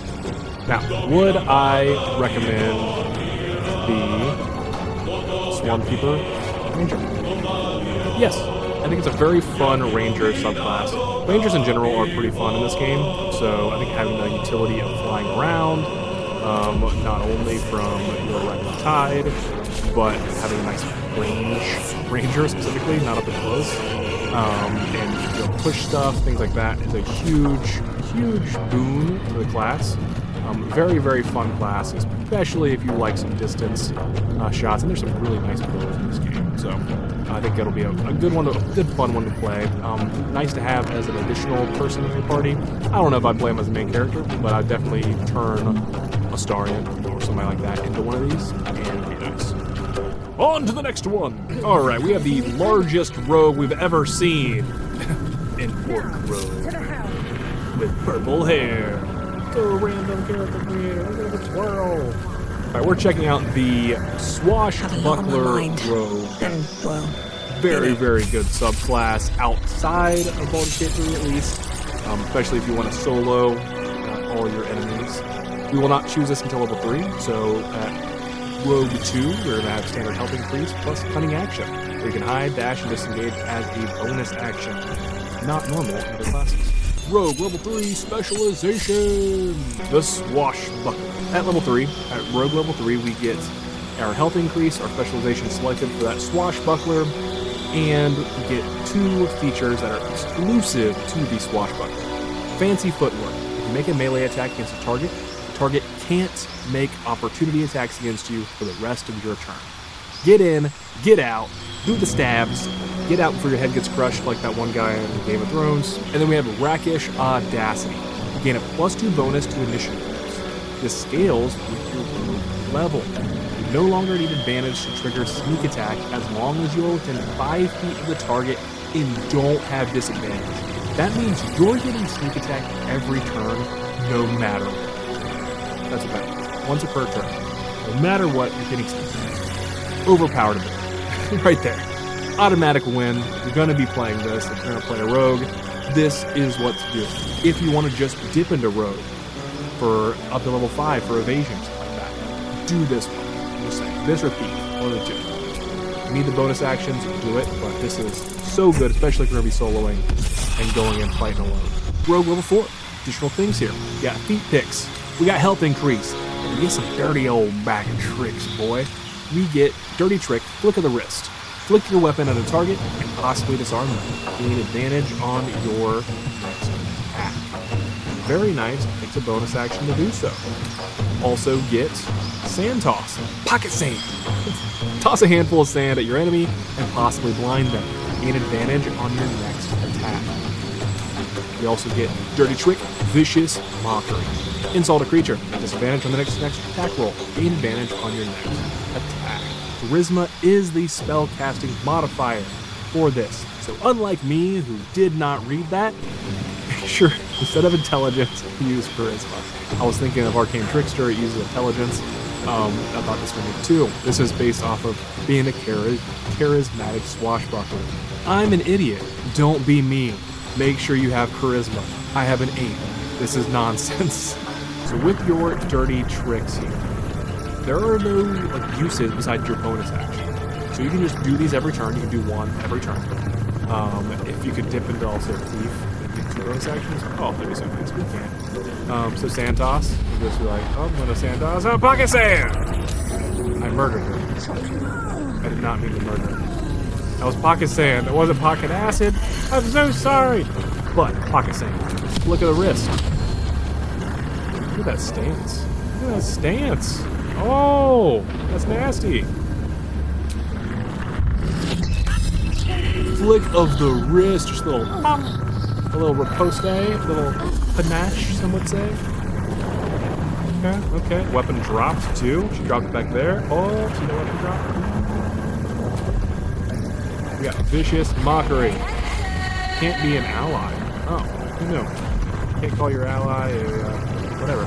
But deal extra damage, so you can use your sneak attack. I would still recommend turning any sneak attacks on query, like ask for it. You can do that by going to your character sheet over reactions. And rather than them happening automatically, make sure you toggle ask. So like square ask for confirmation on both of those. Otherwise, you might waste a sneak attack because it might just do it automatically. It's kind of the same thing as doing if you wanted to do melee and 2-weapon fighting. Same concept. Where you might want to separate them on the sense of making sure you can select a bonus action if you have other bonus action things to do like this, like these kind of actions, that kind of thing. Okay. Level 5, Uncanny Dodge. I think I said evasion earlier for level 5. I'm an idiot and I'm sorry. I actually meant Uncanny Dodge, which is super, super nice. You can have the first attack of every round, plus you get some health on that level. Level 6 is also just a standard rogue level, unfortunately. So just your health increases. Kind of a wasted level, really. But getting up to 5 levels in rogue is still nice, and then changing up something else. I do believe, you get expertise on a new skill, so do with that as you wish. Level 7 is where you get evasion, because I'm an idiot. Evasion, just like the Monk's Evasion, same thing, where you get half damage on failed dex saves and completely negate damage on a successful. Level 8, you get some feat picks and some health. Pretty standard level up here. Rogue level 9. Here's where you get your last ability as a Swashbuckler Rogue. It is pretty front-loaded in terms of what you get out of the build, so it might not hurt to go to level 4. Level 4 or 5 in Rogue, and then go to something else, because this is good, don't get me wrong, but it's there's other things that can be better. You don't get a lot extra out of the class besides the first front-loaded things, which are super, super good. So Panache, roll a persuasion check to beguile a humanoid, who must contest it with an insight check. Enemies who fail gain Panache disadvantage. Others who fail gain charm. Doesn't work on beasts, constructs, elementals, monstrosities, plants, or undead. So there's a lot of caveats there. And Panache disadvantage, you have disadvantage on attack rolls against all enemies except the caster of Panache. It's a compelled duel. That's exactly what it is. Unfortunately. So in the charm condition, you can't attack spellcasters. So that's good. But not a huge thing to wait for level 9. I mean, don't get me wrong, getting sneak attack that's better, worth going up in Rogue. Definitely worth going up in Rogue. But with this build, you could probably go into Fighter and have a lot more success with 2-weapon fighting and that kind of thing, versus sticking in the entire thing in Rogue. That's just my humble opinion. Take it with a grain of whatever you'd like to and go from there. Level 11, Reliable Talent. Standard Rogue ability, but still good. Then last but not least, level 12, Feet and Health. Big feet, big health. Here we are. Final thoughts on the Swashbuckler Rogue. I would recommend this class as a drop-in, like I've already said. I wouldn't recommend it as a full playthrough or a full level 12. If they go to level 20 with some of the add-ons and mods and stuff, it might get better. I'm not sure what all the abilities are for standard Swashbuckler Pashas, but I know they're pretty good, so definitely something you could go into if you go to level 20, but for now, I think it's a dip. I think it's a dip in, I think it's level 5, because those abilities are amazing, and then at least 4, but a 5th one would be good, and then dropping into something like a fighter, a champion fighter, a Gloomstalker Ranger, or even possibly, depending on what those next couple classes show, maybe even a wizard. A wizard, you say? That's how could I use a wizard? Okay, let's find out. JK Nerdy have to wait until the end of the video to get wizard, because I'm going alphabetical order, and sorcerer's up next. Alright, like Cleric and Paladin and a couple other classes actually, you get subclass off the rip. So you'll get some cantrips to go, some levels unlocked, constitution saving throws and charisma saving throw proficiencies with weapons as the sorcerer. But the big one here is that it actually has access to the new necromancy cantrips, which is huge, at least one of them, bursting sinew. I will definitely be using that one. Booming Blade is also a new cantrip that is, I wouldn't say exclusive, but it's a new cantrip in patch 8. Strike with your weapon, afflicting your foe with a resonance that hurts them for 1d8 thunder damage when they move. Very nice, though, because it still does your weapon damage, I believe, 2. Don't quote me on that, but I'm pretty sure it does. Alright, we are going into the Shadow Magic Sorcerer. You siphon your powers from the Shadowfell itself, the light in your soul snuffed out by unsettling darkness. And I went with Mephistopheles Tiefling because, gosh, dang it, that looks good. Look at her. Look at her. Look at her. Superior Dark Vision with the 80 feet. Strength of the Grave. If you reach 0 hit points, you regain 1 instead of becoming down. Amazing. Alright, level 2 Shadow Magic Sorcerer. Health increase, level 1 spell slots, so you start getting sorcery points, which are a big deal for some of your spells and meta magics, things like that. So, you get some new spells and passives. Alright, meta magic, gain the ability to twist your spells to suit your needs. This is standard for sorcerers specifically, not shadow magic sorcerers. So, a good one, twin spells, never hurts. And distant spells also, or careful actually. Allies automatically succeed saving throws. So you do fireball on an ally, they succeed automatically. Still hurts them, but you know. Doubles the duration of conditions, summons, and surfaces caused by spells. Super good there too. And then distances increases range by 50%. And melee spells now get a range of 30 feet. Also very nice.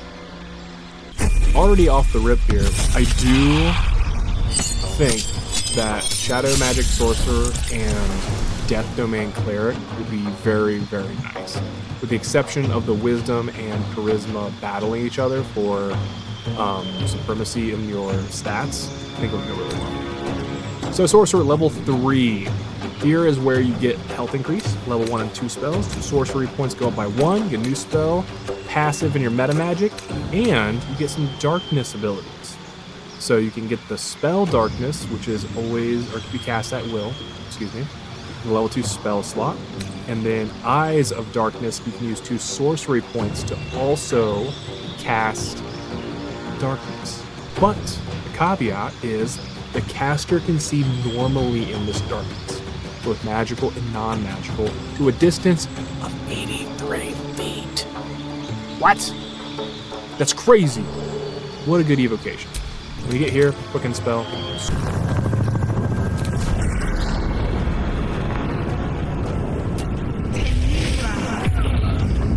Eye of the Dark, where she's blinded. I'm immune to blind. Look at that. Boom blade. Oh my god, what happened? No one can see me get hit. What happened? And then she gets hit again. The curious thing is, does this work for normal?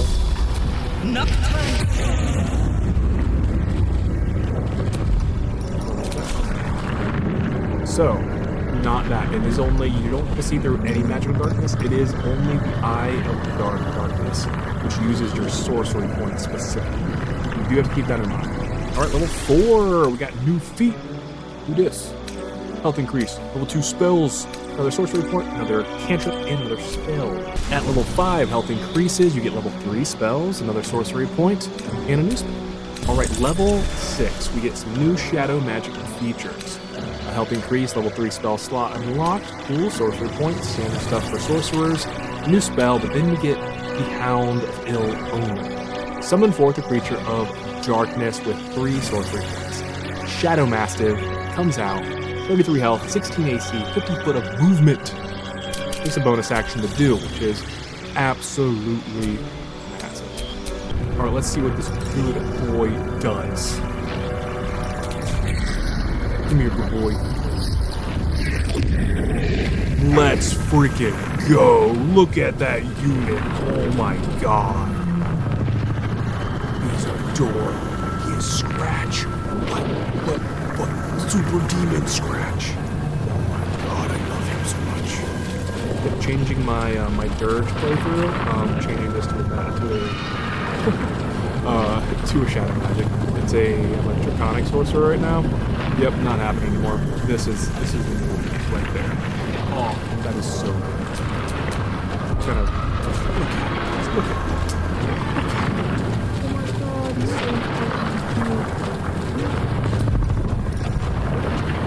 it. Bite a target and possibly place an omen on them.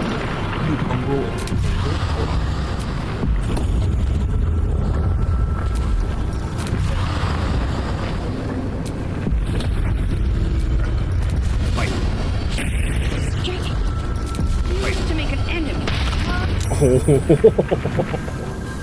Oh my god, what's this omen?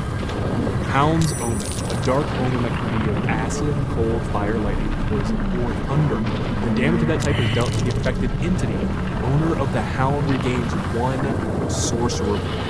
That is so good. Anytime? Yeah, just when damage of that type is dealt. So you can put an omen on it for fire damage. Anytime it takes fire damage, fire bolt, cantrip, whatever. Alchemist fire, you get back a sorcery point. Easy way to get back sorcery points. If you want to be a Sorlock, actually, that might be the move. Still breathing. Giving me Despite ideas. everything. Giving me ideas. Sorcerer level 7, standard sorcerer level. Health increased. Level 4 spells, another sorcery point, another spell. Level 8, this is standard sorcerer level as well, where you get new feat. Health increased. Level 4 spells, spell slot unlocked, another sorcery point, another new spell. Level 9, another normal level of sorcerer, where you get health increased, 4 and 5 spell slots, so you unlock 5th level spells, another sorcery point, so you have plenty at this point, or quite a few at least, and ways to get them back with different elemental attacks and omens done by your doggo. That can happen on every turn, by the way. So very, very, very, very good stuff. Level 10, health increased. Level 5, spells unlocked. Another sorcery point, another cantrip, another spell, and then you get another meta magic. Alright, level 11, where we get the last of the Shadow Magic Sorcerer's unique abilities.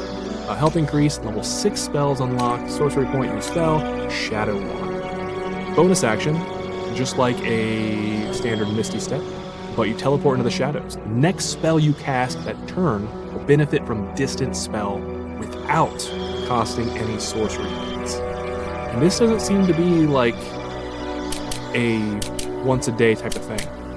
You can do this once per turn. Bonus action, automatically get distant spell.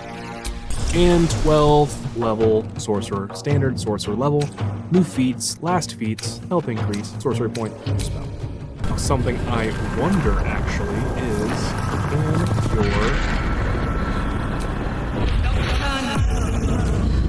your doggo immune to blinded as well? What a combo. What a combo.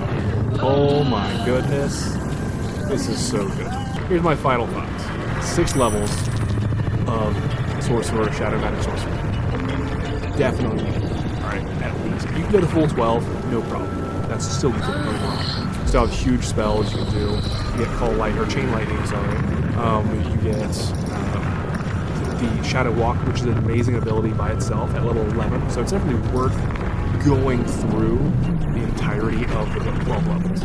But I'm thinking 6 levels of Shadow Magic Sorcerer, so you get the Omen Hound, the Good Boy, the Confirmed Good Boy, and then 6 levels in something like Death Domain Cleric, where you can get all these necrotic spells. I didn't pick a lot of them, but you get Blight, you get quite a few that are higher up level still. Your Bone Chill, you get the extra, you can Toll the Dead from the Cleric list too. But level 6 is where you get that inescapable destruction, where it ignores resistance on the product. I think that, in the story, you know, you have some type of being that has just shadow magic maybe drawn in, and now it worships some type of devil god. Like you get an orc that does like groups or whatever whatever the orc god is. Oh, that'd be so cool. So I think it's worth doing a full run of all 12 levels for sure of the Shadow Magic Sorcerer. But I think doing a nice half and half dip or something close to that, where you can do like a Sorlock, Hexblade, Shadow Magic Sorlock, would be also killer. Or even doing, instead of a Hexblade Warlock,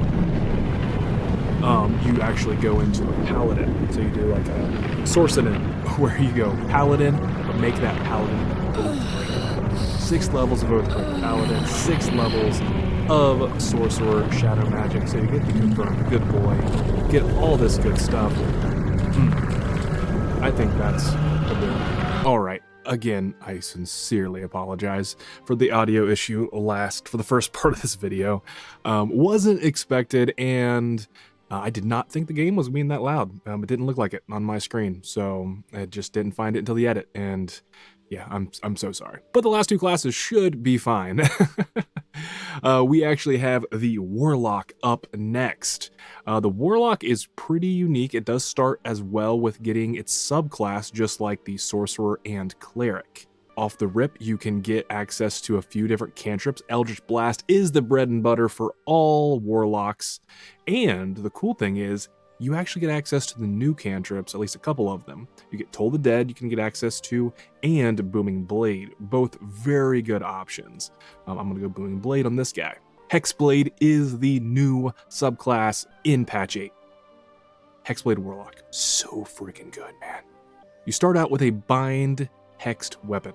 Bind to your main hand weapon. Its damage becomes magical automatically. At level 1, its damage becomes magical.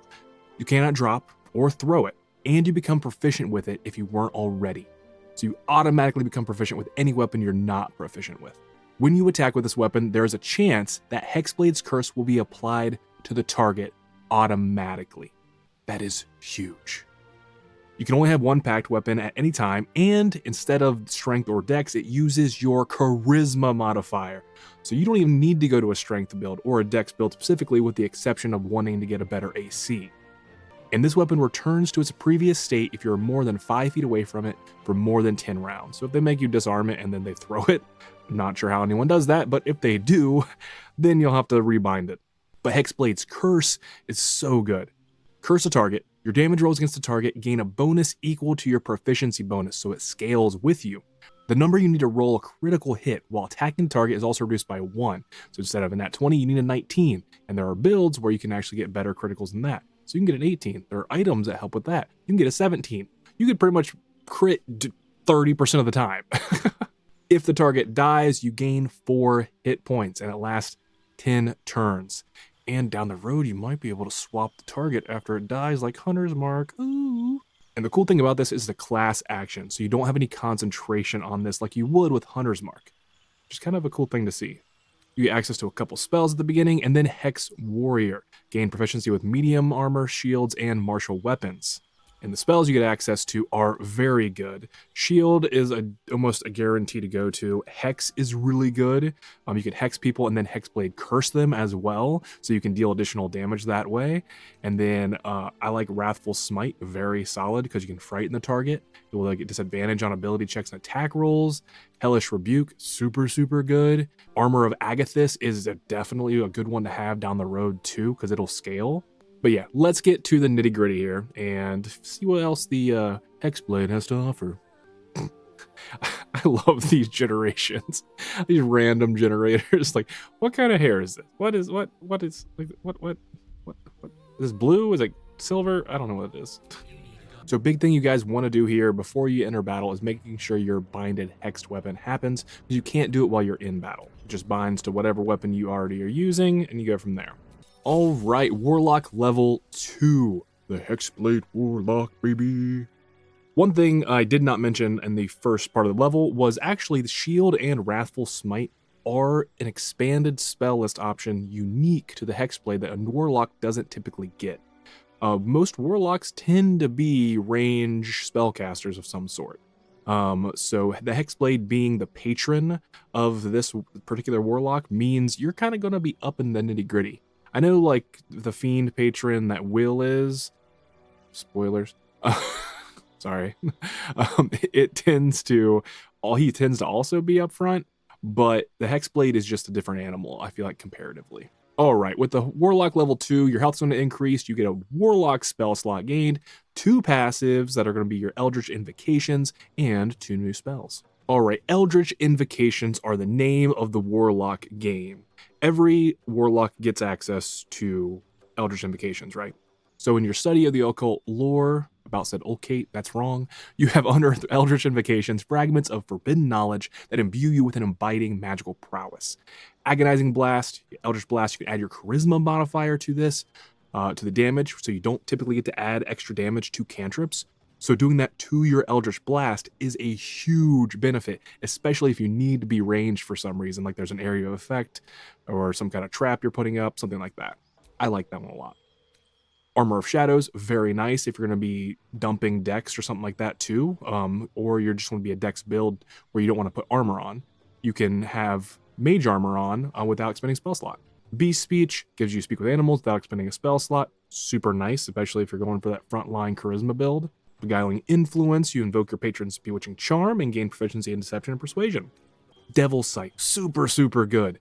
You can see in magical and non-magical darkness up to 80 feet. It kind of works like that Shadow Magic Sorcerer's specific use of darkness they can do, but this gets done for any darkness. So this is actually probably a good use with that to create a Sorlock, a Hexblade Shadow Magic Sorlock, where you can see inside of the darkness, and then you can attack with advantage for free, because everything else is blinded, except for in one part of the entire game. No spoilers.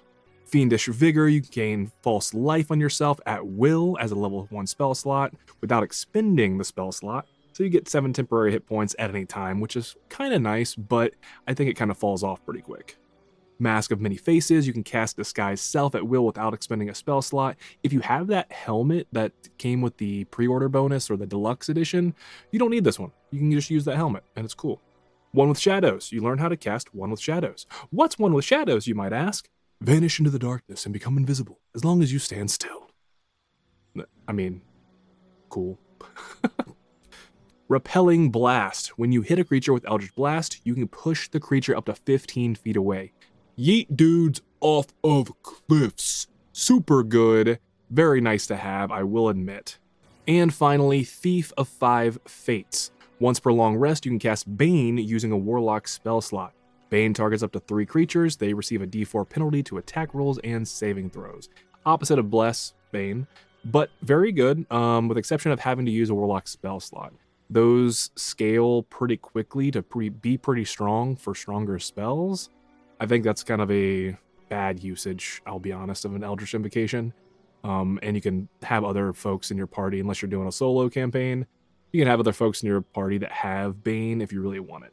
All right, Warlock level 3, health increase. You improve your Warlock spells. They now go up to the next level, which I believe is level 2 automatically. You don't get a ton of spell slots as a Warlock, but they improve quickly. You gain a new passive, which is your Pact Boon, and then you get a new spell. New spell. I mean, we got Devil Sight. We're going to pick up Darkness at this point. All right, Pact Boon. This is kind of like your subclass's subclass, which is kind of weird because all Warlocks get access to these 3 Pact Boons, but the main like differences in your subclass is really who your patron is. So you can have like Archfey, Fiend. In this case, we're doing the Hexblade. To be honest, the Hexblade, you don't need Pact of the Blade. Pact of the Blade is good for all the other ones. You don't need that because you are a Hex Warrior. You already have that. So like you can summon a Pact weapon or bind the one you're wielding, making it magical.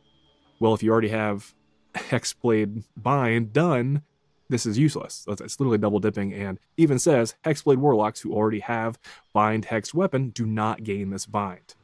You can summon it, cool, that's fine, but who cares at that point, right? So at this point, you want to either grab Pact of the Tome or Pact of the Chain if you're cool with a familiar, something like a Quasit or an Imp, super fun, very different. Or Pact of the Tome, where your patron grants you a grimoire called the Book of Shadows, which allows you to cast Guidance, Vicious Mockery, and Thorn Whip. Those are 3 decent cantrips. Guidance is a huge one, actually. I will say, having that for yourself for free is very nice. Vicious Mockery and Thorn Whip, Eldritch Blast is going to be your bread and butter. Booming Blade will also be useful for you. So those 2 likely won't be a big thing unless you have somebody you want to Thorn Whip to you to bring close. We're going to take it, but I think Pact of the Chain will be a fun one to do as well. Especially because you can have those little familiars go out and scout for you if you're okay with like taking the game a little slower. You have them go scout the areas for you, see if there's any monsters or something that's going to kill you, and then come back. Or they die, and then you resummon them. You know, I wonder if those guys remember every time they die. Oof, I hope not. Warlock level 4! We get feet! We love feet.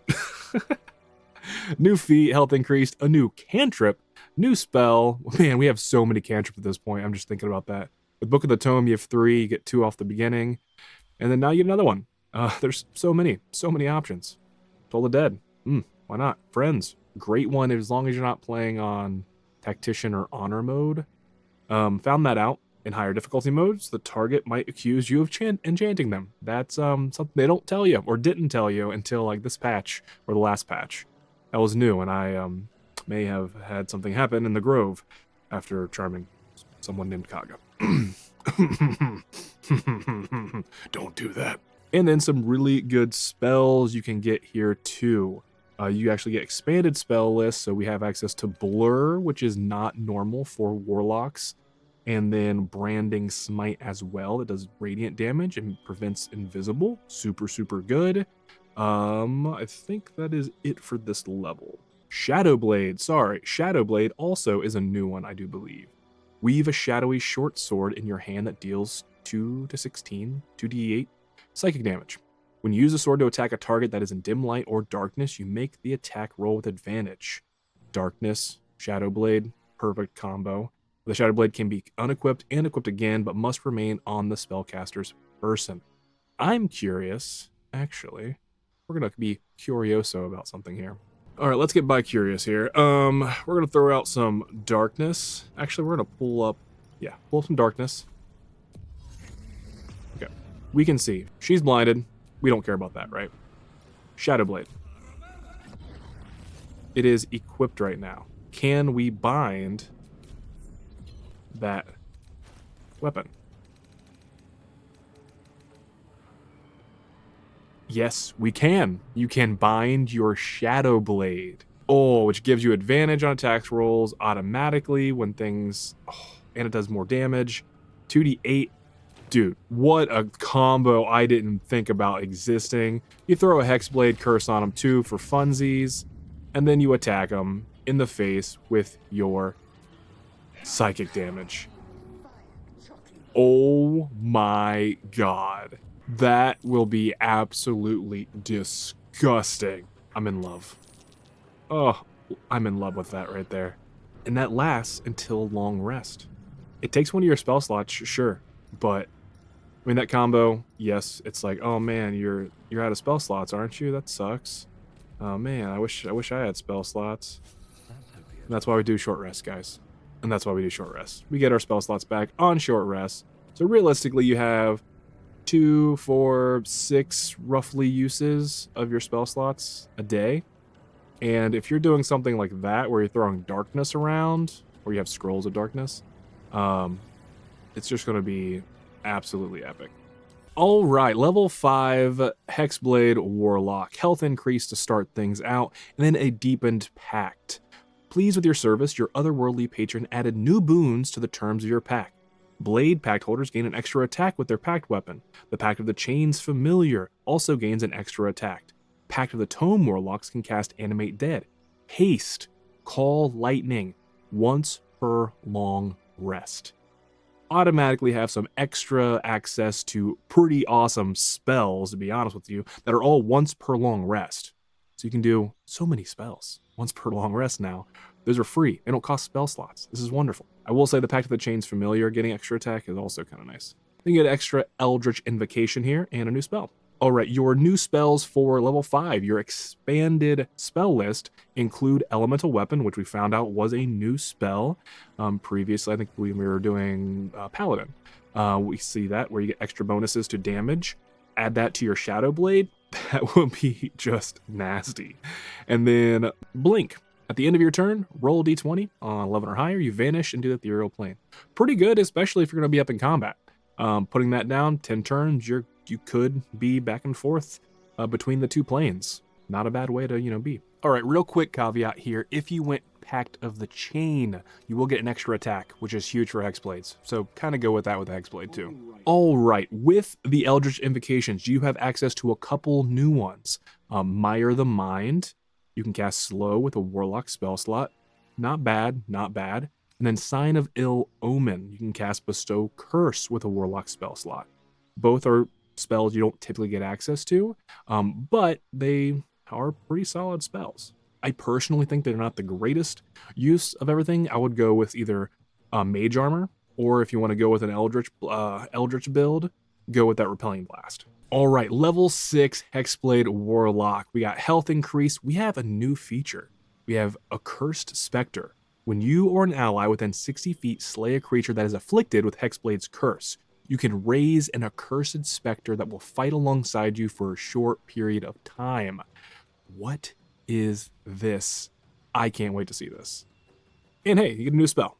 All right, so we have Hexblade's curse and then some darkness here to see what happens with that accursed specter. All right, so it's a reaction to do so. Oh my god.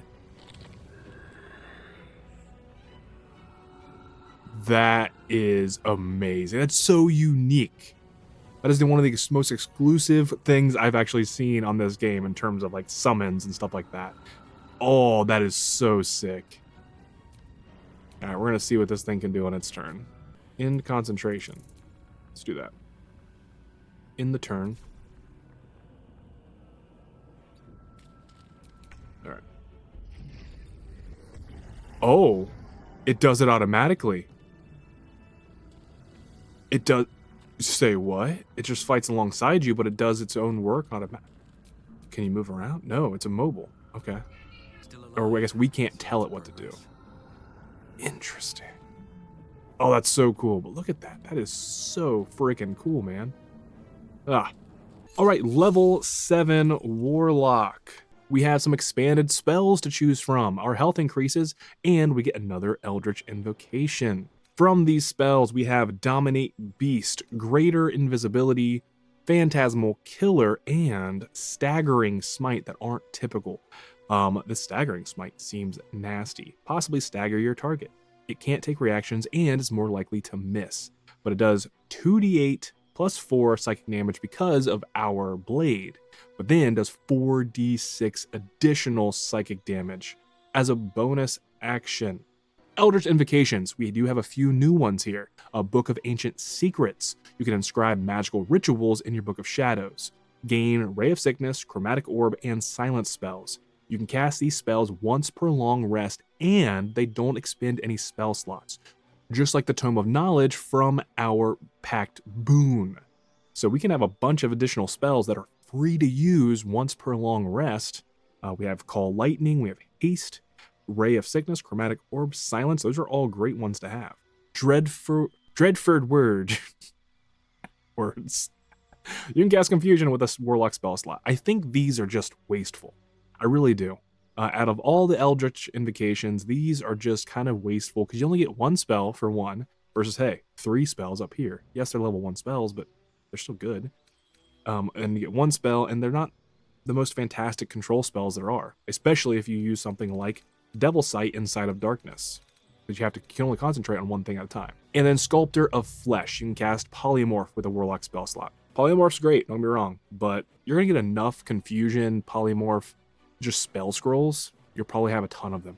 So I would recommend not going with any of the invocations that just have a singular spell as their kind of caveat. We're going to go with Armor of Shadows, so you can do Mage Armor at will. All right, level 8. This is a pretty basic Warlock level here. We just have new featses, health increase, and then you get a new spell. I don't believe there are any additional spells from level 8 that you just get additional spell you can do out of the ones already given. You know, let's go with the Hunger of Hadar. It's an exclusive Warlock only spell. Warlock level 9. Let's go. We get health increased, get another passive, another Eldritch Invocation. At this point, there's so many of them. They're wonderful and they're great. You should be killing things with Eldritch Blast. At this point, you have 2 Eldritch Blasts that shots every cantrip, every time you use the cantrip. And they're doing some pretty solid damage, especially if they're adding your Charisma bonus, which might be a 20 at this point. And then you get some new spells. There are some expanded spells in this list specifically. Cone of Cold is a new thing, and Banishing Smite. Can possibly banish your target if they fail their save. Well, there is a caveat though. This targets with 50 hit points or more can't be banished. Interesting. They're only banished for 2 turns, but that's super, super solid. Okay, there are 3 new invocations that we can choose from here. Minions of Chaos. You can cast Conjure Elemental with a Warlock spell slot. This is the only one, I will say, in my opinion, that would be worthy of doing it by itself. Because Conjure Elemental is a fantastic spell, and it'll go up to the highest spell level you can get, which should get you Myrmidons, which are the strongest of the elemental summons. Otherworldly Leap, you can cast Enhanced Leap without expending a spell slot, which is super nice if you want to be jumping everywhere. I do believe Enhanced Leap lasts for 10 turns. Yeah, it triples your jumping distance, but it does only last for 10 turns. But hey, you can do that however many times as you want, so you can really jump everywhere. And then Whispers of the Grave. You can cast Speak with Dead without expending a spell slot. At this point in the game, you're level 9. You likely either have an item that can give you Speak with Dead for free, or you have lots of scrolls. And you may not even be doing Speak with Dead or want to do Speak with Dead. It's a underrated spell usage, I will say. It's very fun to do it, especially if you mix it with killing things and then you do Disguise Self on yourself. And then you speak with the dead thing after you killed it, and you ask, how'd you die? Oh, this asshole. But we're gonna actually go with Minions of Chaos. I wanna see how this scales. Okay, our spells currently are level 5 spells. Okay, so they do increase as the levels go around. With the exception of some of the singular ones we do, like Call Lightning, it's stuck at a level 3. But even our Shadow Blade goes up to level 5. I do believe that's weird. I don't think that's intended. Percent empty. But I don't believe the damage scales. Oh, no, it does. So it does look like the damage actually scales for the Shadow Blade if you recast it. So casting this spell using a 3rd or 4th spell slot will increase the damage by 1d8.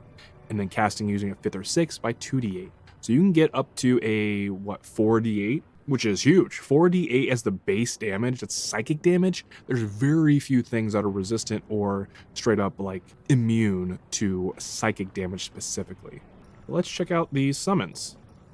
All right, looks like they're base elementals. They don't go until, I believe level 6 is when they change over. So that should, when you hit level 12, we should be able to get the strongest forms of these summons. But really with that Tome of Knowledge, we have now access to Animate Dead here, so we can get summons. This is free. We can grab Skeleton out of this imp, right?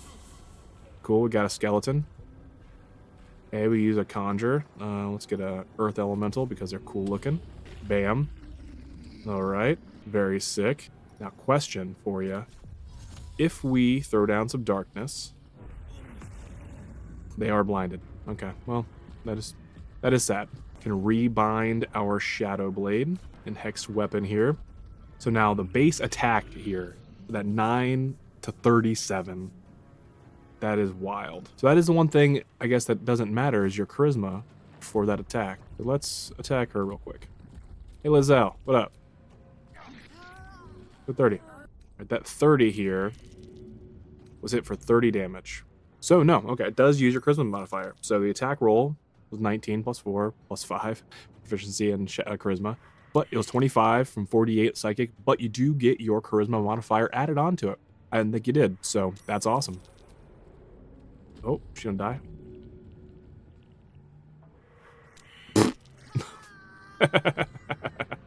Sorry. You're a monster. Okay, level 10 Warlock. Health increase. New cantrip. Armor of Hexes. Exclusive Hexblade feature. When a creature you curse with Hexblade's curse attacks you, potentially nullify the attack as a reaction. This has a 50% chance of succeeding. There's no usages on this. This is whenever you want. Just use a reaction every turn. As long as it has Hexblade's curse on it, it can miss. That's amazing. And then new spell. New cantrip, sure, why not? Let's get friends. All right, then level 11 and 12, I do believe are standard Warlock spells. Level 11 Hexblade, I do believe is a standard Warlock level, same as level 12. So we kind of fizzle out on what we get extra-wise at level 10, but there is a lot of good things still. You get extra Warlock spell slot now, so we have 3 spell slots to do our level 6 spells, which is amazing, and then we get new spells. Now, with all Warlocks at level 11, you get part of the Mystic Arcanum. Select one of your level 6 spells. Once per long rest, you can cast that spell without expending a spell slot. That is absolutely amazing. And guess what? If we create Undead, Circle of Death, also amazing. But create Undead, now we have Elementals. Now we have Animate Undead that we can do for free. Now we have Create Undead we can do for free. Ooh, it's just super solid. And last but not least, we have Warlock level 12. You get new feats is available, your health goes up, you gain your last Eldritch Invocation, and a new spell. All right, we get one new last Eldritch Invocation, Life Drinker. Attacks made with your weapon deal additional necrotic damage equal to your charisma modifier. My god. Okay, unfortunately, the Conjure Elemental doesn't scale with that.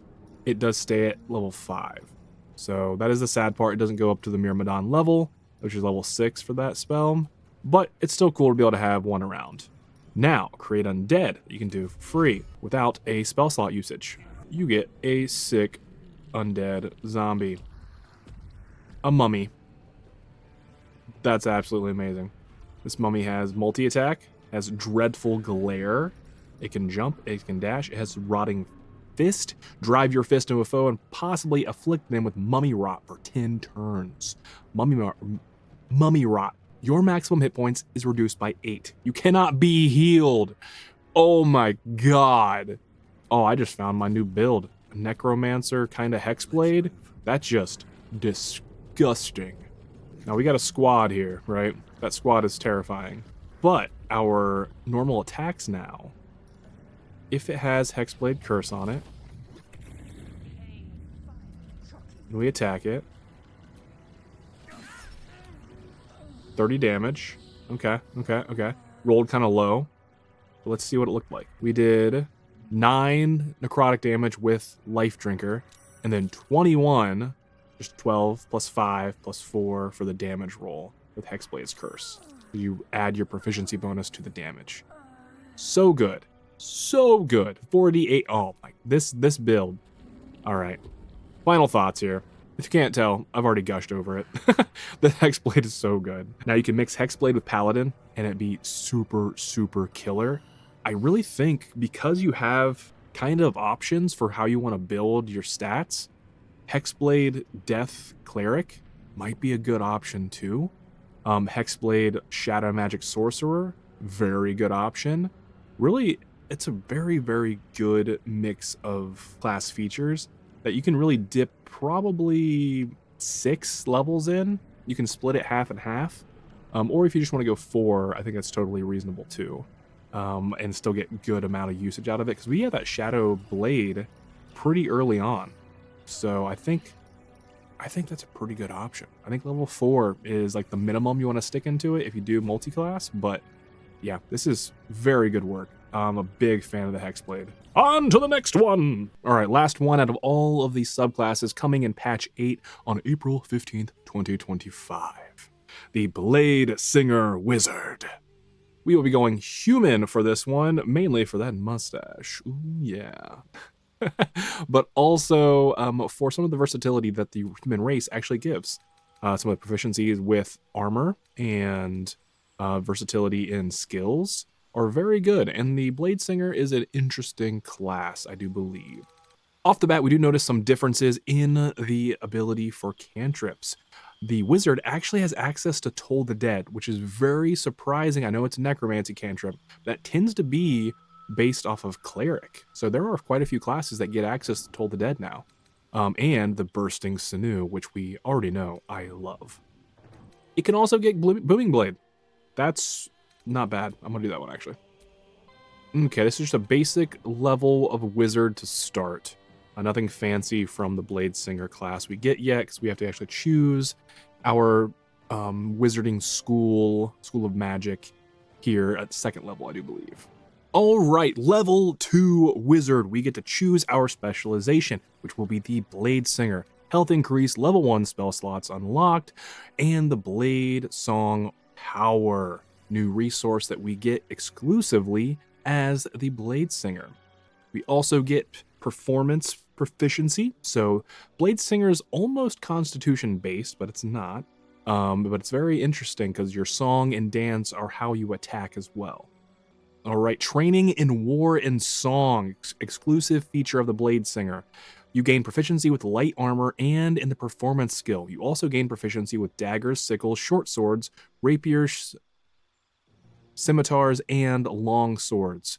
So that actual start with the human wasn't necessary. You can be any race. I would probably go with something more like elf to start this out, or something else that gives you kind of a cool feature like a dragonborn. That would be sick to have breath weapon with all this, because it gives it to you. I thought you only got access to light armor. The medium armor for humans, nice, but it gives you every weapon proficiency you kind of want out of your high dex build. And then the new feature, Blade Song, class action here. Invoke the Blade Song. You gain a +2 bonus to armor class, and your movement speed increased by 10 feet. You also gain advantage in acrobatics and a +2 bonus to constitution saving throws. So hopefully you won't be falling down in ice. You also unlock Blade Song Climax. Ooh. And the ability to accumulate Blade Song charges in combat.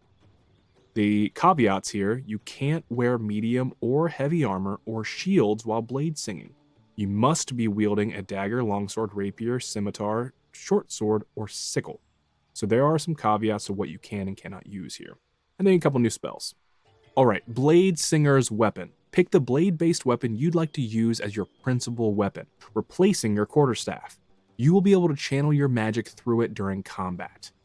Ooh, these are some options.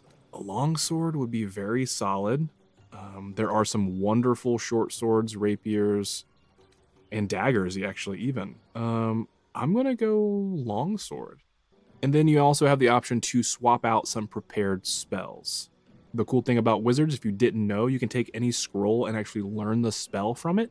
Unlike other classes that have like evocation and necromancy, that kind of thing, that are exclusive to different schools of magic, they get discounts on their specific school of magic. Like an evocation wizard would have a discount on a learning chromatic orb from a scroll.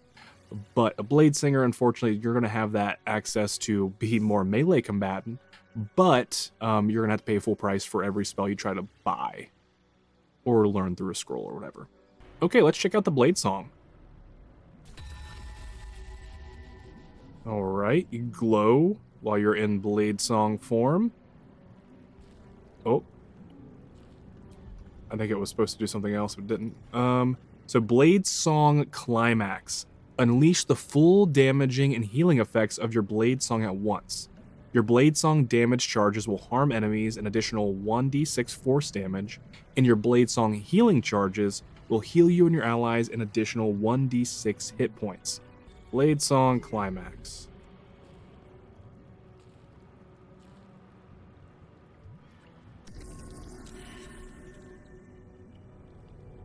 So it healed her and hurt her at the same time.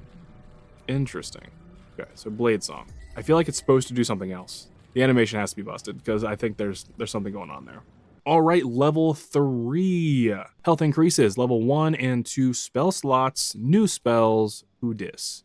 Shield is a great go-to spell, by the way, especially if you're going to be in melee combat. Level 4. This is a standard wizard level up here. We got some featses now. We get feat picks. Who are we? Because it's mustache. That's why. That's why! Health increase. Level 2 spell slots. Cantrip and 2 new spells.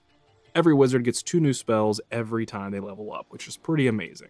All right, level 5, we do see a Bladesinging exclusive power up here. All right, level 5, we do see an exclusive Bladesinging feature here. Our health increases, we get level 3 spells, hello Fireball, and then a Bladesong power. So we get an additional usage there, and then 2 new spells. So something very, very cool happens at level 6 with the Bladesinger.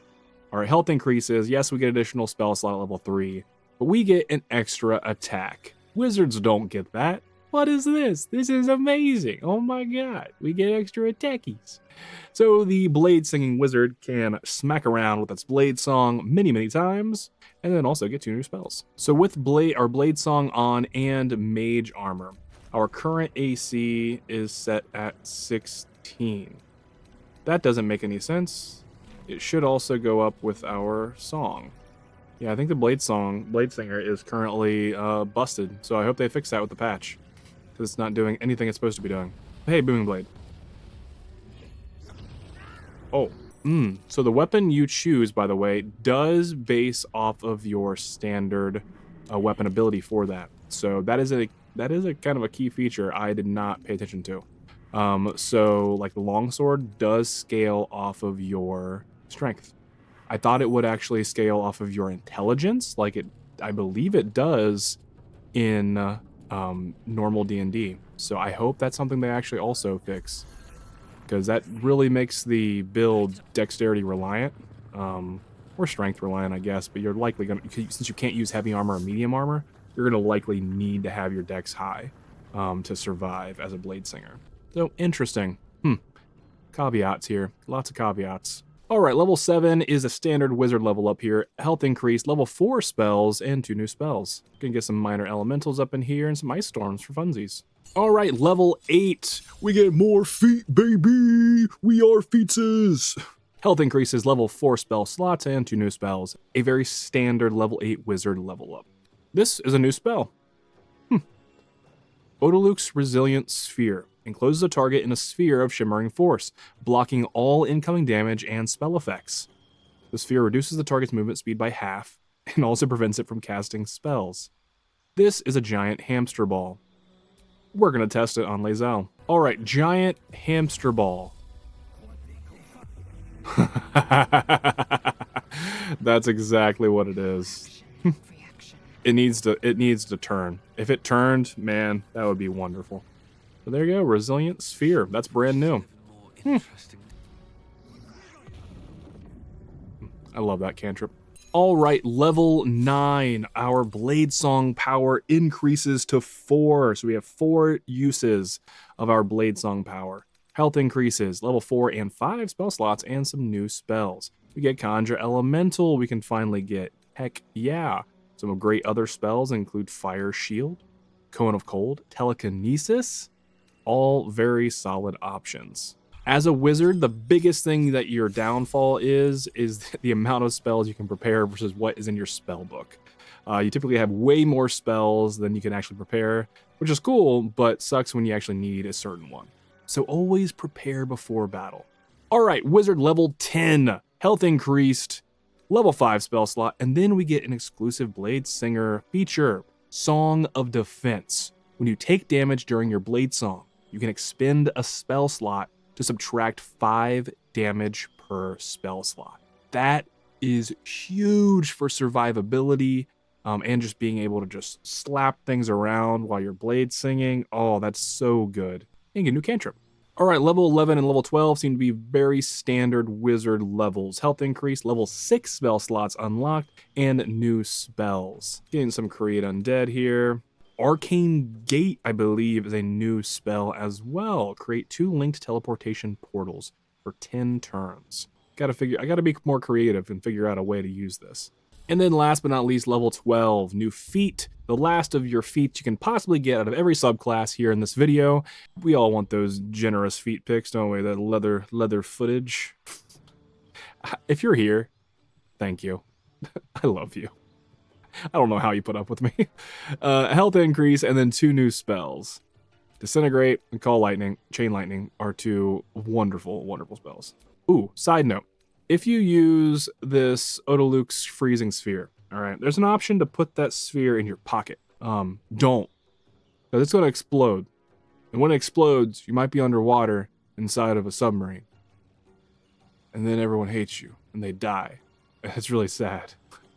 And you're in an honor mode, so you can't do anything about it. Scarred for life. Scarred for life. Okay, Arcane Gate. This is what he who shall not be named, who may also be a wizard, was using. Last 10 turns. That's amazing. Traversal to areas you're not supposed to go to. This is the way. Oh, this is brand new, and I love this so much. All right, with each attack against combative creatures, against enemy creatures, you do get some type of healing charge for your blade song. I was curious how that worked. And then you can use those charges to jump and then heal and or do damage to other people at the same time. So it's like an area of effect kind of thing. If you jump into an area with your friends and with enemies at the same time, it's pretty good. My final thoughts of the Bladesinging Warlock. I think, one, they need to fix the animation. I feel like the animation's supposed to... Shut up. Shut your mouth. I feel like the animation's supposed to be there, or do some type of dance or something like that. And then on top of that, I believe the weapon is supposed to scale off of your intelligence. I think that's like the biggest feature they might be missing. If that doesn't come with the game, I think it's going to have to be a dex build. You will not be using long swords for that. You will have to use a rapier, a short sword, or something like that, and then just dual wield. That'll be the best way to do it, really. There's so many good short swords, rapiers, daggers that you can dual wield without any problems with that. And from there, though, I don't think you need to dip into anything. I think it's pretty good by itself because it is still a wizard. If you want the best of being able to be in combat and then, one, either get out of combat or defend yourself in combat using spell slots and the Song of Defense to reduce the damage you're taking, it's very, very solid option to do a Bladesinging Wizard. I think you can frontline without any problems and then still throw around some pretty heavy hitting spells that can just crush people. I mean, you get a lot of spell slots, and then you still have Arcane Recovery, where you can just use it on your highest spell slot you have available. And then 4 uses of Blade Song, pretty solid option. The +4 bonus to con saves, because if you're concentrating on a spell that maybe is on you, like haste, adding haste, going into battle, having 3 attacks, ability to move in and out of combat without any problems. It wouldn't be a bad option. Probably swap with like Monk or something too, but you have to battle with the skill levels and that kind of thing. But not a bad class. Just has some funky bugs, I think, that need to work out right now, which hopefully will be worked out when this releases on Tuesday, April 15th. All right, that wraps it up, guys. Thank you so much for checking out this video and all the new classes, or subclasses, I guess, from patch 8 and Baldur's Gate 3. I can't wait to see what else they bring to the table. Their patch notes are 48 pages long, so they're doing way more than just some classes, subclasses, a couple spells here, some co-op play. They're doing more than that. So if you like this video, please let me know in the comments. Please like, subscribe. I appreciate you so much, and I'll catch you next time. Bye.